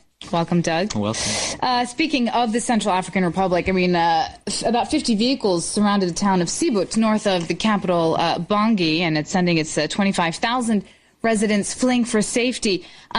It's turning out to be more difficult in Central African Republic for French troops than Mali. Yeah, it's an entirely different ball game, to use a sporting metaphor for the French. Mali, within a few days and weeks, the French were able to rack up, at least spin it as success in many respects, having driven the Islamists back, at least into their sort of redoubts in the north. Central African Republic has been a humanitarian and a security disaster for the French on all fronts. You have 1,600 French troops basically working alongside an overwhelmed African peacekeeping force of 4,600. The EU is going to be sending in its own contingent of about 500 to 600. Unclear which countries will contribute what. They're all in over their heads. We have had basically a Christian majority, militias called the Anti-Balaka, on the rampage in many areas against a much smaller Muslim minority. Muslims about 10 to 15% of the country. It's been both sides obviously responsible here for atrocities. It's been tit-for-tat killings. You've had this spiral of sectarian violence, and what you've had basically is the minority Muslim militias, the ones who had originally taken power, toppled the then president last year in March. They've been pushed back. They have been basically confined to barracks in the northwest, also around the capital, Bangui. But the problem is now they are watching Muslims. They're sitting in their barracks, seeing Muslims falling prey to these Christian militias. It is an absolute bloody mess. No one really knows what to do. A lot of the French soldiers they're afraid to get out of their tanks. They are seen as hostile, sometimes by all sides, not protecting one or the other. And there have been warnings, very grim warnings, that this thing could escalate into all-out genocide. It's not there yet, but the ethnic, religious undertones and overtones of this conflict are extremely scary, and some say a microcosm of what could spill across the region if they don't find a solution. Yeah, this is very, very bad, and I'm just waiting for the UN resolution to come in, because the French aren't doing their job. The French can't do the job. They don't know what they're... if it was us, and I don't believe we have too much... I could be wrong, and I'm probably wrong when I say what I'm going to say. I don't think we have too much involvement in this. There's only one pipeline that goes through Car to Cameroon. And I get the sense that, it's just, if there's anybody over there, it's people like our economic hitman who wouldn't be there, obviously, but it's just these groups. It wouldn't be the State Department. No. So this, which, by the way, also says that things can really get rubbleized without our help. So it's not like we need to be there to make things worse. But we are everywhere in Africa. And everything that comes out of the Department of Defense is all pointing towards a future in Africa once the rubbleization of the Middle East is complete, of course. We still need to work on that a little bit. Yeah, well, I think the Middle East is getting pretty close to being completely rubbleized. We'll see, but anyway. Well, then I have a report from Belgistan. And this is... how's things going in Belgistan? Well, not so good. Now, this is... we've played some of this guy's stuff before. Dale Hurd from CBN. Now, this is the Christian Broadcast Network, so it's definitely skewed. However, my darling wife, Miss Mickey, has lived in Brussels. I have lived near Antwerp, and she witnessed this in the 90s. So imagine this report, which is not brand new. It's it's almost a year old, but I had not heard this report yet. It's really pretty incredible when you hear what's happening in Belgistan. The graffiti says it all. Welcome to Belgistan. By the way, this guy's voice, I just need him to read for me all the time. Welcome to Belgistan. The graffiti says it all. Muslims are still a minority in Belgium, but in the capital of Brussels, they're already the largest religious group, 1/4 of the city's population, and are expected to be the majority in less than 20 years. Another 2030 reference. The most confrontational Muslim group here is Sharia for Belgium, which used shouting and threats to shut down a debate by moderate Muslims a few months ago. I sat down and talked to the leader of Sharia for Belgium, Fouad Boukassem, alias Abu Imran. Sharia for Belgium is a small group that a lot of people don't take seriously. But he sounded very serious when he told me that he expects Muslims to rule Belgium and the world. We believe that the Sharia will dominate. The Sharia will be implemented worldwide. Sharia for Belgium is a public relations nightmare for those Muslim groups which try to play down their ties to radicalism and Sharia law. Imran was completely open with CBN News, saying Islam and Sharia law are inseparable and democracy is wrong. Sharia is Islam, to be clear. There is no difference between Islam and Sharia. It's just a name. Democracy is the opposite of Islam, of Sharia and Islam. We believe that Allah is the legislator. Allah makes the laws. He is the one who tells us what's allowed and what's forbidden. I know some Muslims who think of themselves as Democrats and they say they're against Sharia. Are they real Muslims? Yeah, it's really funny when I hear someone saying, I was speaking to a democratic Muslim. It's the same thing as saying I was speaking to a Christian Jew or to a Jewish Muslim or something like that. It's impossible. Do you think that's true, John? Do you think that is that there's a big group that believes that is completely impossible, that you cannot be a democratic Muslim, that a Muslim, you have to be... Yeah, no, I think this is a litany that I've heard this before. I think some course of study would lead you to that conclusion. Yeah, no problem. Wow. You want to hear more? I mean, I find it's a fascinating report. How could you meet a Jewish Muslim or a Christian Jew? And the Muslim that says he's against Sharia, he's not a Muslim. It's impossible. Like in many countries across Europe, a culture war over Islam is well underway in Belgium. Last month, the Mosque of Charleroi was desecrated with the mask of a pig head.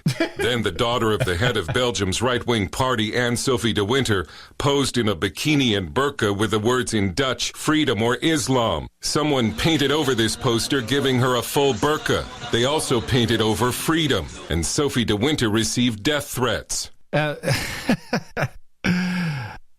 This is going to... No good can come of this.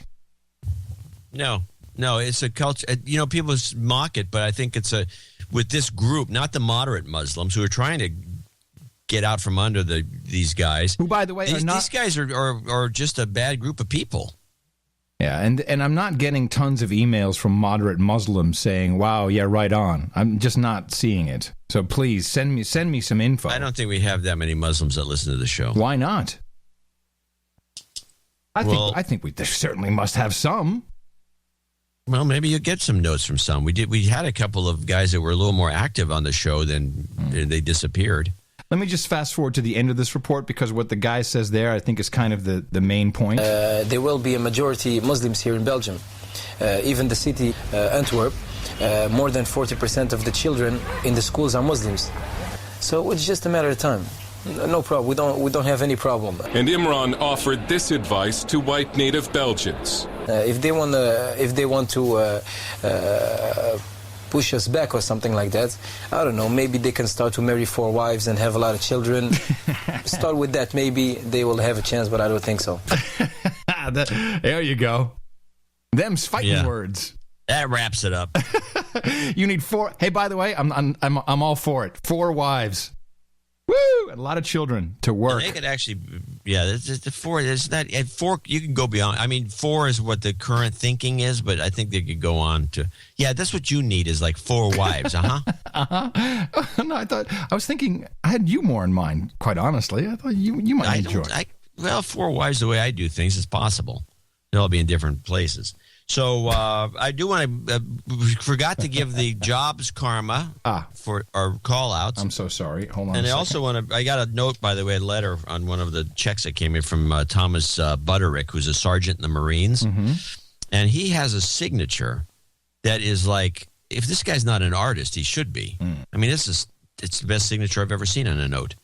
It's like a block. It looks like a square when it's all done and finished. Well, anyway, he wanted a shout out to his brother Samuel, so I'm going to give him that, and also add him to the job karma. Jobs, call out. Jobs, and jobs. Let's vote for jobs.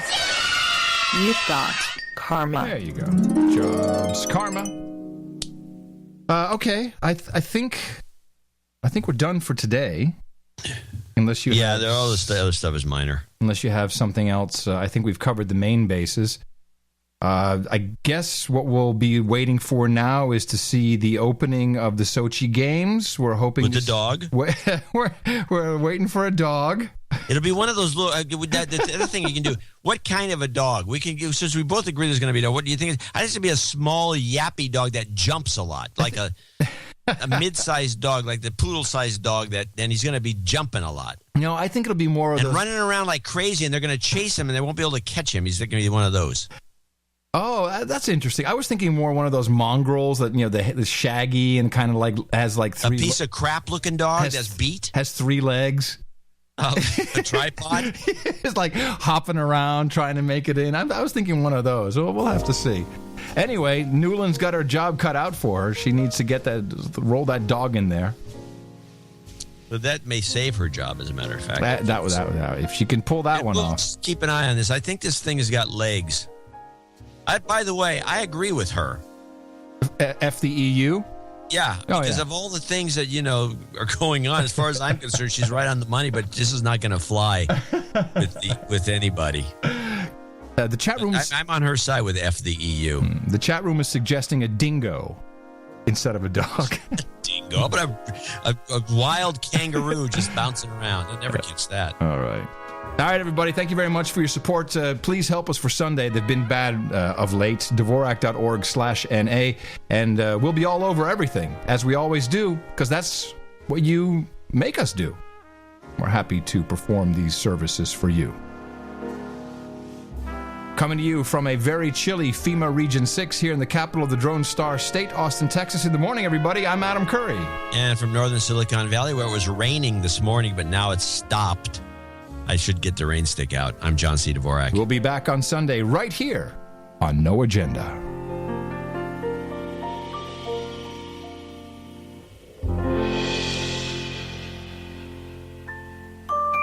Love. It's the most powerful thing on the planet. Oreos are just as addictive as cocaine. The best podcast in the universe. Dvorak.org/NA